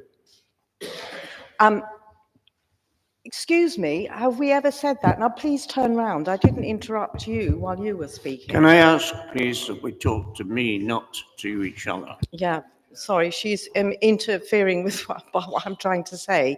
That's what she said. They didn't care about the people of Devon. Now, if the Liberal Democrats don't cooperate with the process, they want to slow it down, or they want to keep hold of the status quo for as long as possible, then, as other members have said, there is a danger that staff will leave, the process will grind on inevitably, and that we will have solutions thrust upon us as to geography and place. And in the end, the governments may make decisions for us. Let's be clear, Exeter is fully behind, Exeter City councillors, of Labour councillors, are fully behind unitaries across the whole of Devon and a strategic authority.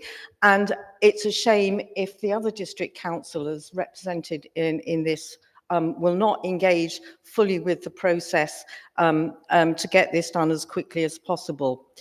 I've heard a lot said about this as a denial of democracy, which of course has also been explained when there is local government reorganisation, which has happened up and down the country. I've been involved with it myself.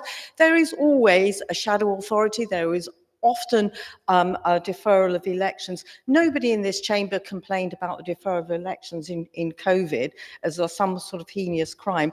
The deferral is only being proposed to allow the reorganisation process to carry on at a pace, to stop, to make sure that democracy can happen in the future.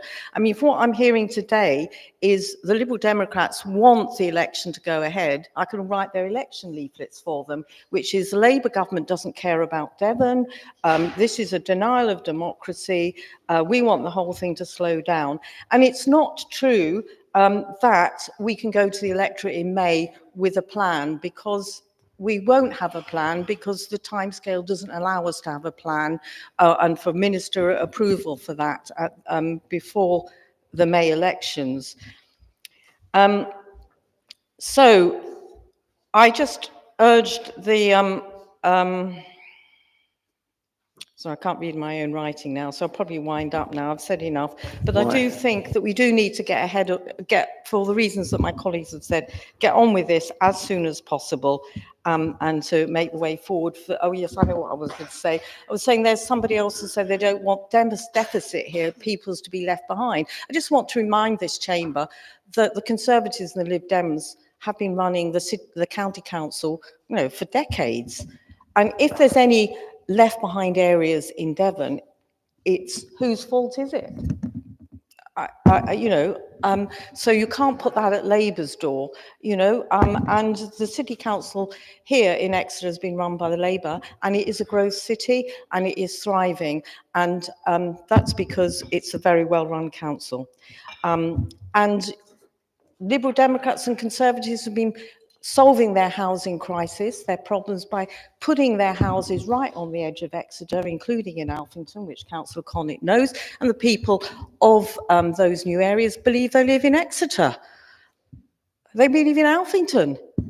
It's even on the literature for the selling of them. So you've only got yourselves to blame, the district councils, for what your housing policies have happened to enlarge Exeter and to make it now a viable possibility for a unitary authority. Thank you.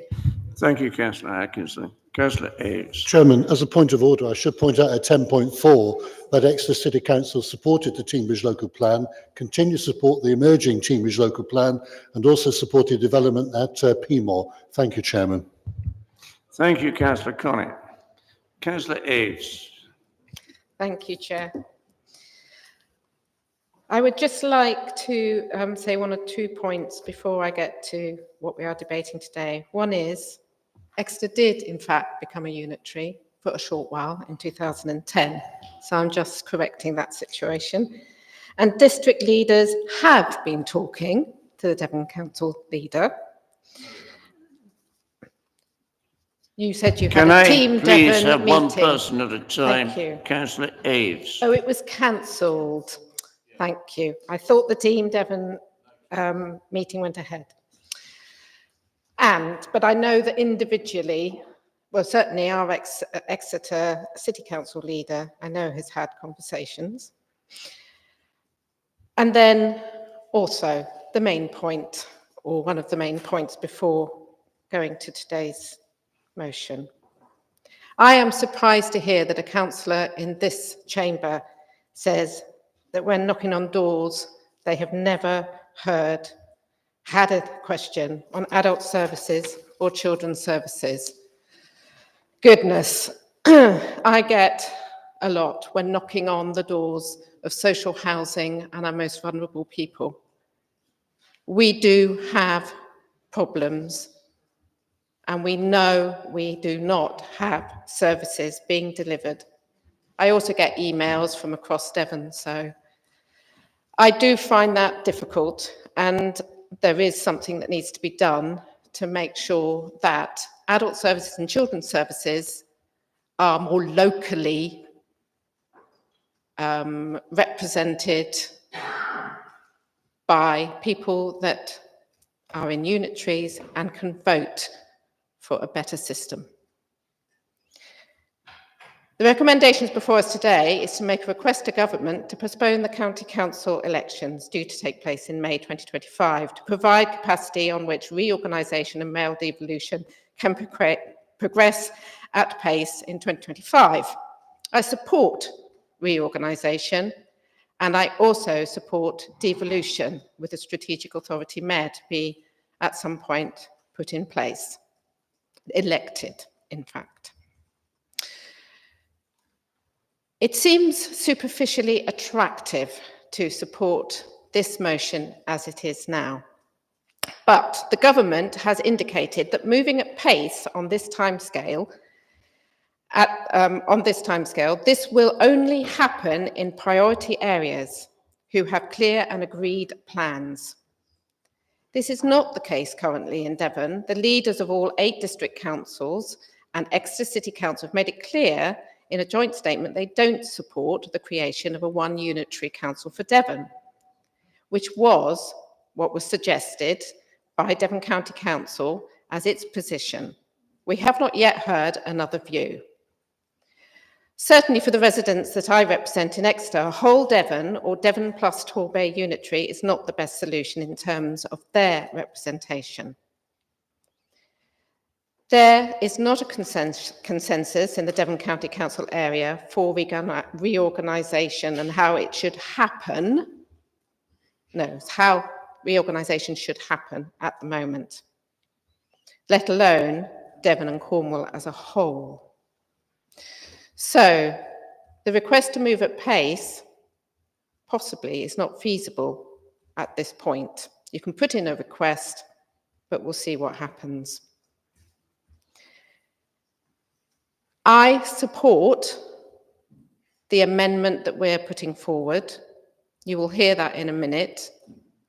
It is really important that all of the districts, all of the councillors across Devon, and for the strategic authority, possibly Cornwall, if that is the direction we go in, that they engage and they talk and they're respectful and they think of the residents of Devon and how we can use their tax money that they pay more efficiently in a way that does provide the services they need. We currently, at the moment, do not provide services for everybody in need at a time of need. It's our ambition, it's what our officers and our staff are trying to do, and we do need to think of them. So I do agree with reorganisation and devolution, and I do agree that this needs to go ahead. And we know from the government that they want it to go ahead as soon as possible. That's all I'm going to say at this point. I'm waiting for our amendment to be put forward. Thank you, Councillor Hayes. Councillor McGough. Thank you very much, Chair. I actually see this as exciting because I do believe the county councils that we need change. We need drastic change. So I go back to my electorate and say it's been stagnant for years, in my own opinion. The reason why it's being stagnant is you're underfunded by government. Whether it's Conservative government, a Liberal government, a Labour government, I don't really care. It's government in general. It's been underfunded. Adult social care, children's services, I said when I first got elected, it should have been given back to central government. We're getting that inadequate again because we're underfunded. Where does the funding come from? It comes from taxpayers' money. My electorate's money it comes from, you see? So it's not good enough. So I embrace it. I've been here now nearly 4 years. I'm not an old guard in this council. I'm very proud to do the position I'm in at the moment for North and West Wales and Appledore. I'm not bothered about the election. I'm ready to fight an election always have been, always will be. But if we do not get in the first phase, we don't get a say. So I'm in agreement for this. I will be supporting the Conservative team here, and I support the Labour government on this. They're in charge. Democracy is spoken. Labour are the leading government. Whether you like it or not, the electorate put them in seat. So why go against them all the time? We can sit here, sit on the fence. Some parties here like to sit on the fence quite a lot. Now, you must have lines in your butt, to be honest, because you sit there that long. Let's just make a change on this. Let's actually back Labour going forward. Now, I'd love to see, for my area, that the unitary of Exeter, you actually incorporate Northern West Appledore and Torridge in general, to be honest, because you are the economic driving force within Devon. That's my own personal opinion. You are the driving force. I want to be amongst that driving force, because I want to try and get the best money I can for my electorate. We're underfunded. Our services are absolutely poor. They are. This is opportunity now going forward where we hopefully can give the taxpayers what they deserve, a more efficiently run council. Thank you. Thank you very much. Councillor Davis. That got me by surprise. I didn't expect to be standing here again discussing local government reorganisation, and I can't say that I particularly welcome it, considering I remember all too clearly how it was last time, and that gentleman Eric Pickles approaching me at one stage, a man I don't particularly ever want to meet again.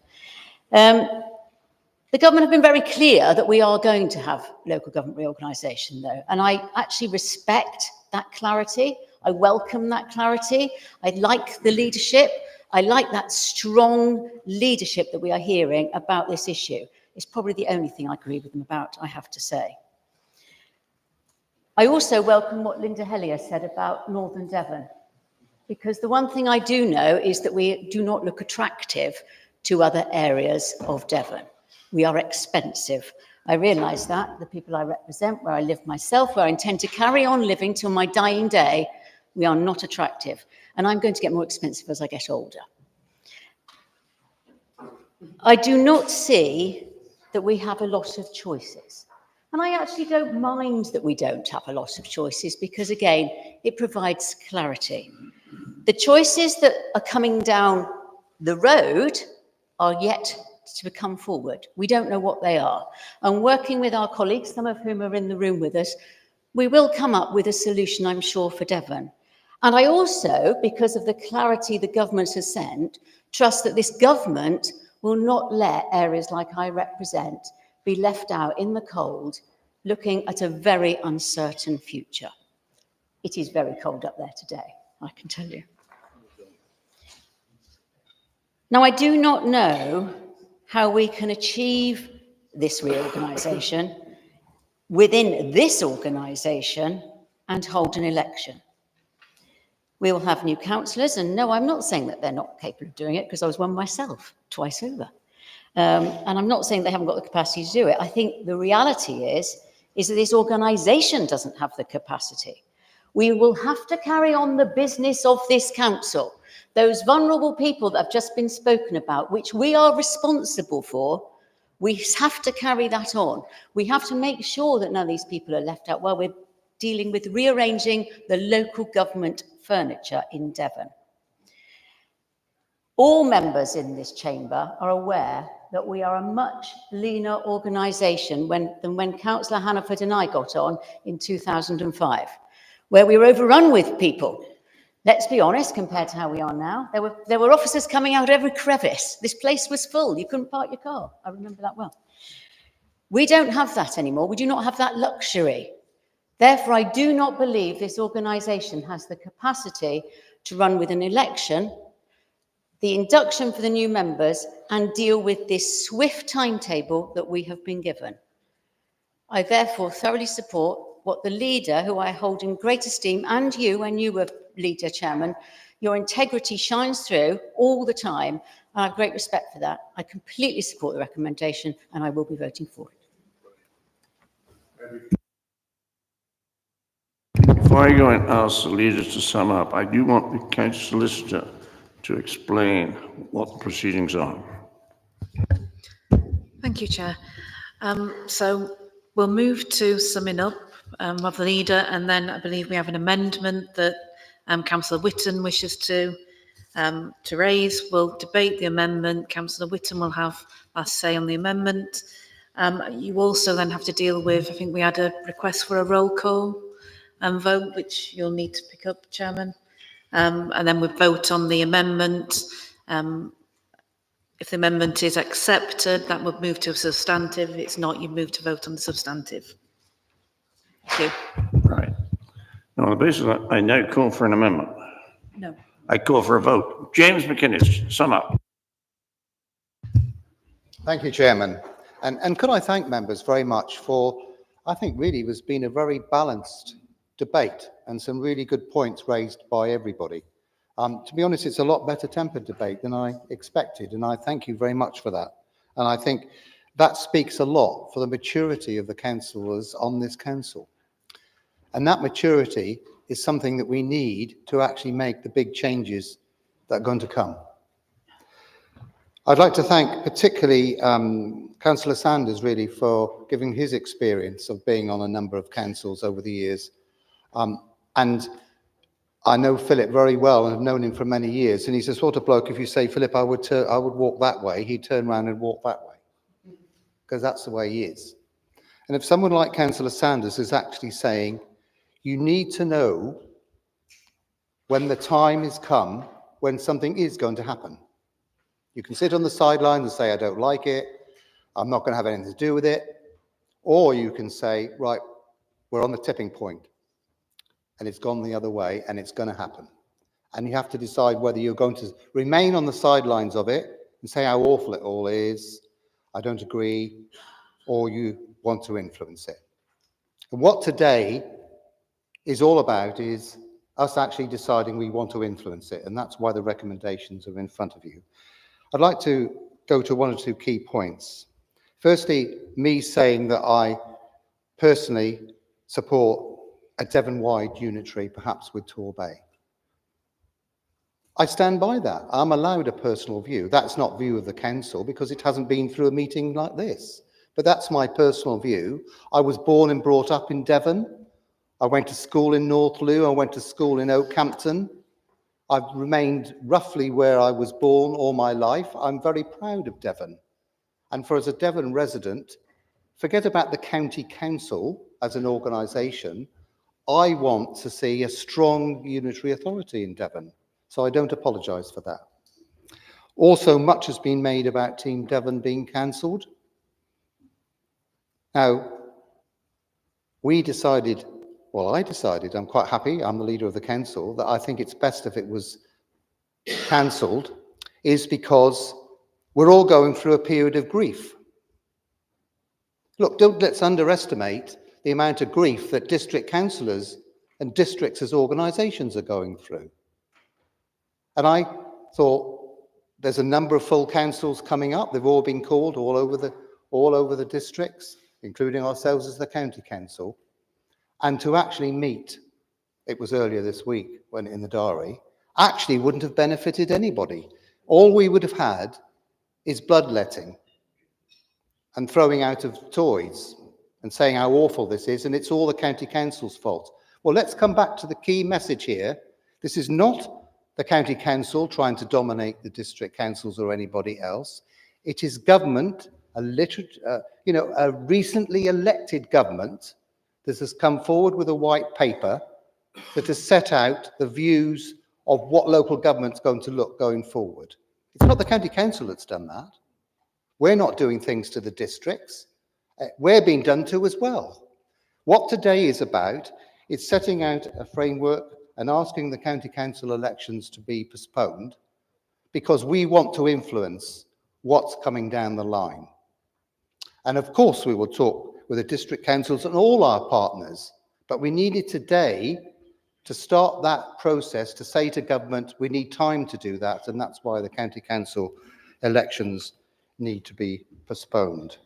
I do take issue with Caroline Lever saying the government doesn't understand Devon, perhaps. The government will not support Devon.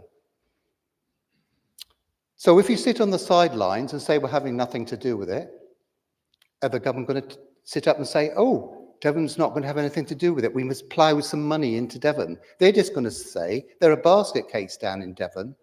We'll just leave them to get on with their own devices until we decide what to impose on them.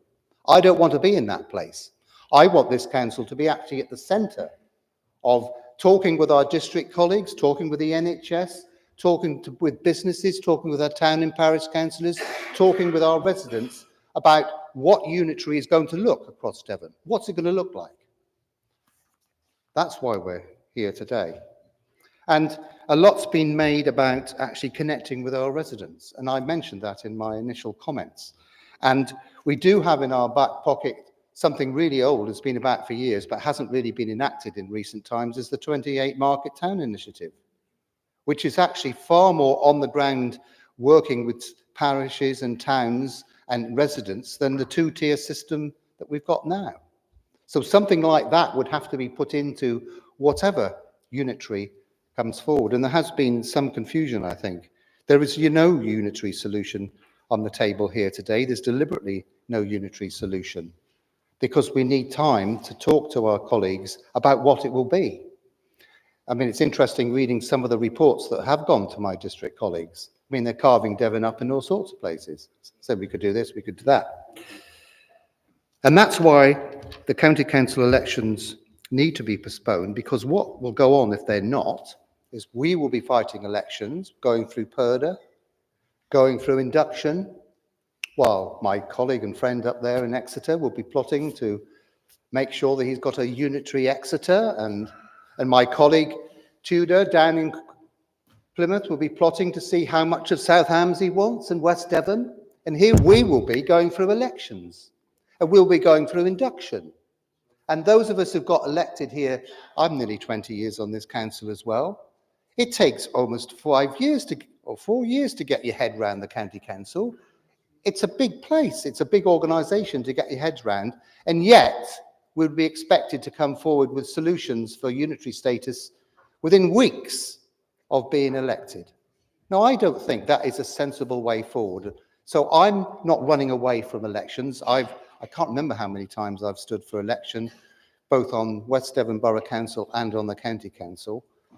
Goodness me, it must be 12, 14 times. You know, it's part of life. You go out there. But leadership is actually saying we need to postpone elections because we've got very important decisions to make for the residents of Devon. It's actually been brave enough to say that, and not just following the regular 4-year cycle. So, members, I've gone on at length and I do apologise, but it's something I actually feel quite passionately about. And I'm actually quite passionate and excited about the prospect of modernising how local government is delivered to residents. And I think that's the one thing that we really need to grab. So just to remind you before amendments come forward, I'm happy to again reaffirm my moving of support the leader of the council to submit a letter of intent to government, submitting to the government's ambitious programme enabling councils to develop plans for local government reorganisation and delivery of the mayoral authority, and 2, subsequently the council's elections being postponed.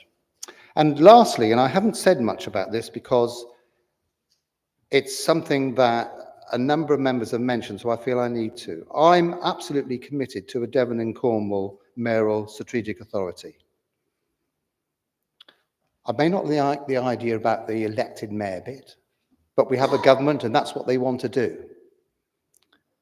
For too many years, Devon and Cornwall has actually been left out in the cold. And for us to get together as Devon and Cornwall, if it was possible, with the unitary authorities underneath, would absolutely be fantastic, because it would mean that we would have a really strong voice right into government. And that, as I see, is the way forward. So I've moved the recommendations, and I know they've been seconded by colleague, Councillor Davis. Thank you very much, members. Thank you, Ms. Leader. Now, I understand there is going to be an amendment addendum by Councillor Whitten on behalf of the Labour Group.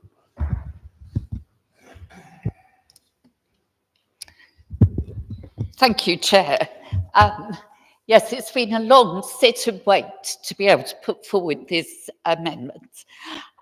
Just before I do so, can I just reiterate what I said earlier, that my priority is to reach the point where my residents can vote for a sustainable unitary authority at the earliest possible date. That, to me, is democracy, not what is being suggested elsewhere in this chamber to push that can as far down the road as is possible. So to come to the amendments that I am suggesting today, I think from the debate there has been some concern that the county council, and I'm sorry, Leader, but particularly yourself, has an agenda which excludes local district councils and other partners across the Devon footprint. And for that reason, I feel it would be helpful to make absolutely clear that the actual appearance of how this reorganisation would look for Devon is still to be decided and is for negotiation, discussion, and for input from other key people.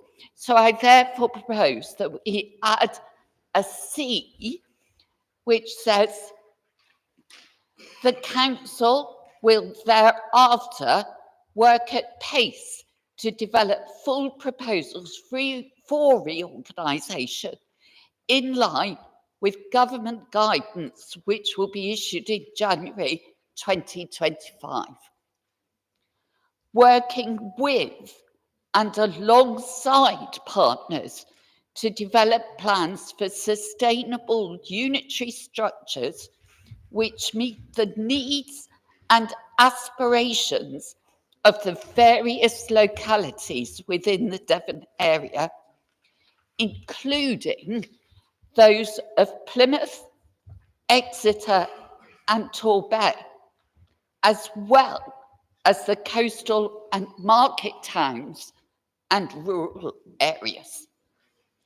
So that is simply making clear that the structure is still to be decided, to be considered, and to recognise that the needs and aspirations of each of our different localities, whether it's North Devon, whether it's Oakhampton, whether it's Crediton, whether it's Exeter, whether it's Plymouth, there has to be a development of a negotiated solution that, as far as possible, meets the needs and aspirations of all of those localities.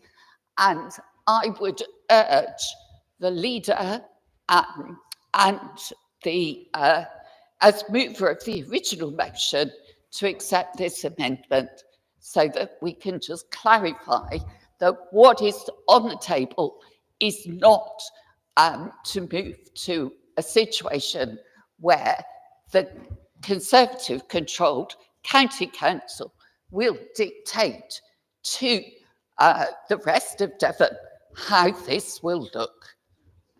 Thank you. Councillor Whitton, do you have a seconder for this motion? Councillor Tracy Lees, thank you. Is there anything you want to add at this stage? Okay. And I'll ask the Leader, are you prepared to accept this or not?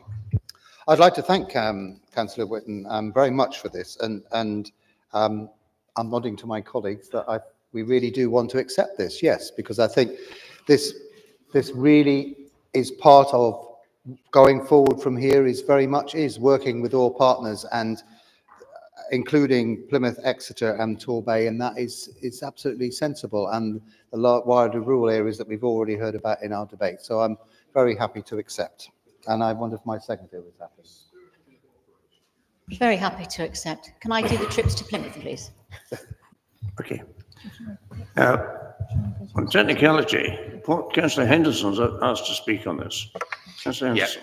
Thank you, Chair. I know it's not normal, but I'm from North Devon, so I'm not the sharpest tool in the box sometimes. But I'm a little bit confused here, because when I read this amendment, surely it's already in the paper. So could we just have clarity from maybe legal to say this is an amendment and not just a comment? Because I don't see this at the moment as an amendment.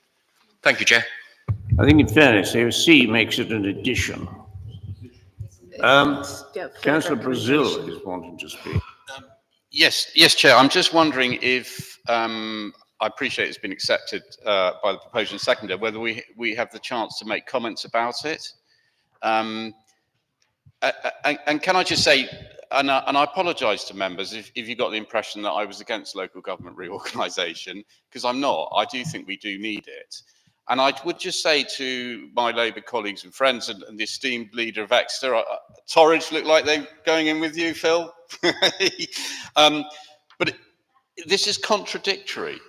And this is the whole thing that we're on about here, is why we need to take our time. Because it says here, we're going to develop proposals for your organisation in line with government guidance.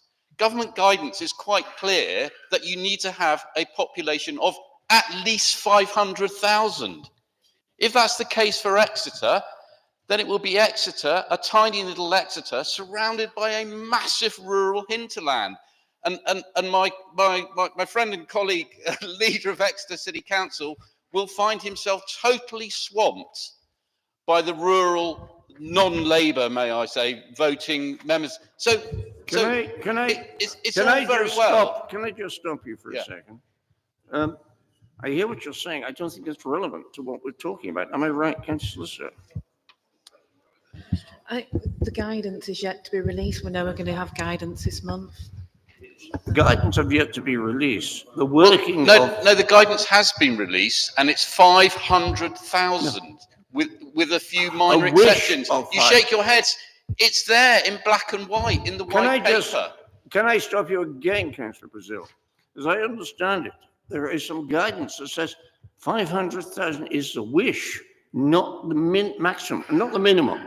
There are other words attached to this which gives more flexibility. I'm sorry, but I know I'm correct on this. Well, I hear what you're saying. Carry on if you wish, but please concentrate on this council, not an issue between absolutely. Yourself and Exeter as Okay, district fine, all right. leader. I'll let that point go, but I'm pretty clear that I think the government are very clear that they want 500,000 councils of 500,000, with the odd very rare exception is the words I think they use. But when I say in the end, what this is all about is whether we delay the elections or not. And I think I've heard it all when I hear that cancelling elections is not denying democracy. And actually, what better way to involve our people and our electorate by asking them in May, how do you think it should work out? How do you think it should be decided? And that would be the option. It will give you an electoral mandate, because you won't have it otherwise. So I just appeal to members here that, you know, if you cancel those elections, you do not have the electoral mandate to decide on how you think Devon should be divided up. If you believe in yourself, go out to the electorate, ask them, let them come back with their answers, Chair, and then you'll be able to say Chair, it. point of order. Point of order. This is not discussion of the amendments. This is going back to discussion of the main motion. Can I, Councillor Whitten, agree with you? And I was in the process of saying that. That's why I put my light on. Councillor Connett. Thank you, Chairman. I adjust my remarks to the amendment to express my huge disappointment in it, in the sense when Labour said they had an amendment, I thought there was going to be some great revelation in light, but the only light is to realise that Labour have found one thing they can coalesce on the Conservatives with. Chairman, I would have thought A, adequately summarised everything that the council leader wanted to achieve, But it does say in C, of course, the council will thereafter work at pace to develop. It had not occurred to me from anything the leader said that he wasn't going to work at pace. But I'm grateful for the Labour clarity that they thought the Conservatives weren't going to be speedy about it. Chairman, may I suggest and move formally, hopefully with a seconder, that the questions are now put. Thank you, Chairman. Can I say that I agree with you, Councillor Connett, and there were no other speakers. The question is now put. Those in favour of the amended or the... Whoop.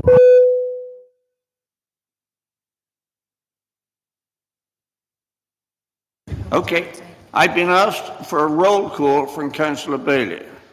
Those in favour of roll call, please show. Can you get a seconder first? Need a seconder. I'll second. Those in favour of a roll call, please show.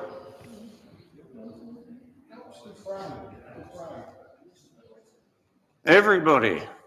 Right, we'll have a roll call. So we're voting first on the amendment.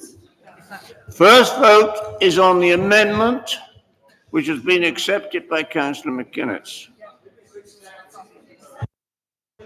So, Chairman, for clarity, I believe the amendment has been accepted, so it is effectively A, B and C as one. It's not a separate vote on the amendment. Substantive motion A, B and C. Roll call. Councillor Lister. Thank you. So, Councillor Adams, if you can indicate for, against or abstain. If you can indicate for, against or abstain. Thank you. Councillor Addison.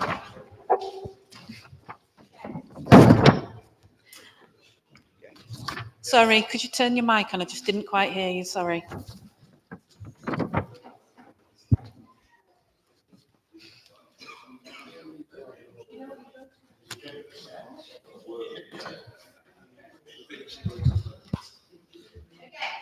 Thank you. Councillor Atkinson. For. Councillor Aves. Against. Councillor Bailey. Against. Councillor Berry. For. For. Thank you. Councillor Biederman. Against. Councillor Bradford. Against. Councillor Brazil. Against. Councillor Bullivant. For. Councillor Chesterton. For. Councillor Chubb.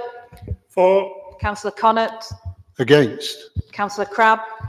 For. Councillor Crode. Councillor Davis. For. Councillor Dewhurst. Against. Councillor Gilbert. Councillor Hannaford. For. Councillor Hartnell. For. Councillor Hawkins. For. Councillor Hellyer. For. Councillor Henderson. For. Councillor Hodgson. Against. Councillor Hughes. For. Councillor Ledbetter. Councillor Maskell. For. Oh, apologies, Councillor Lever. Against. Just go back, Councillor Maskell. For. Councillor McGough. For. Councillor McGuinness. For. Councillor Morrish. Councillor Khan. For. Councillor Pert. For.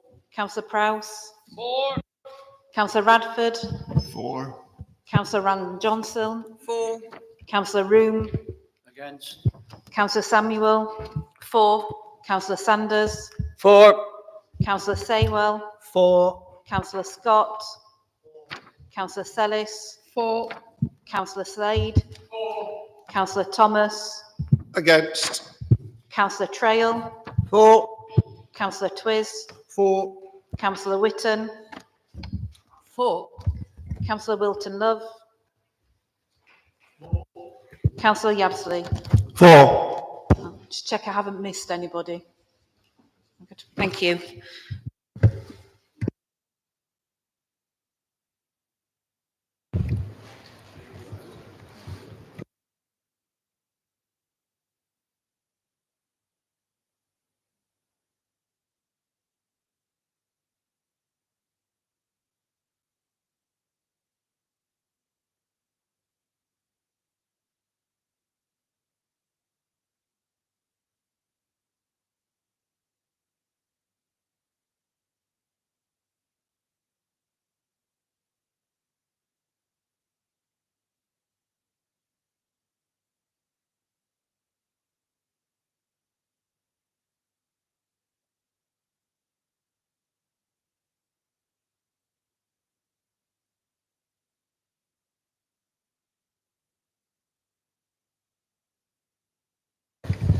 Councillors, if you can take a seat for a second. The result of the roll call is 37 in favour, 12 against. So the motion has been carried. Sorry, didn't Can hear I the first thank figure, you Chair. all?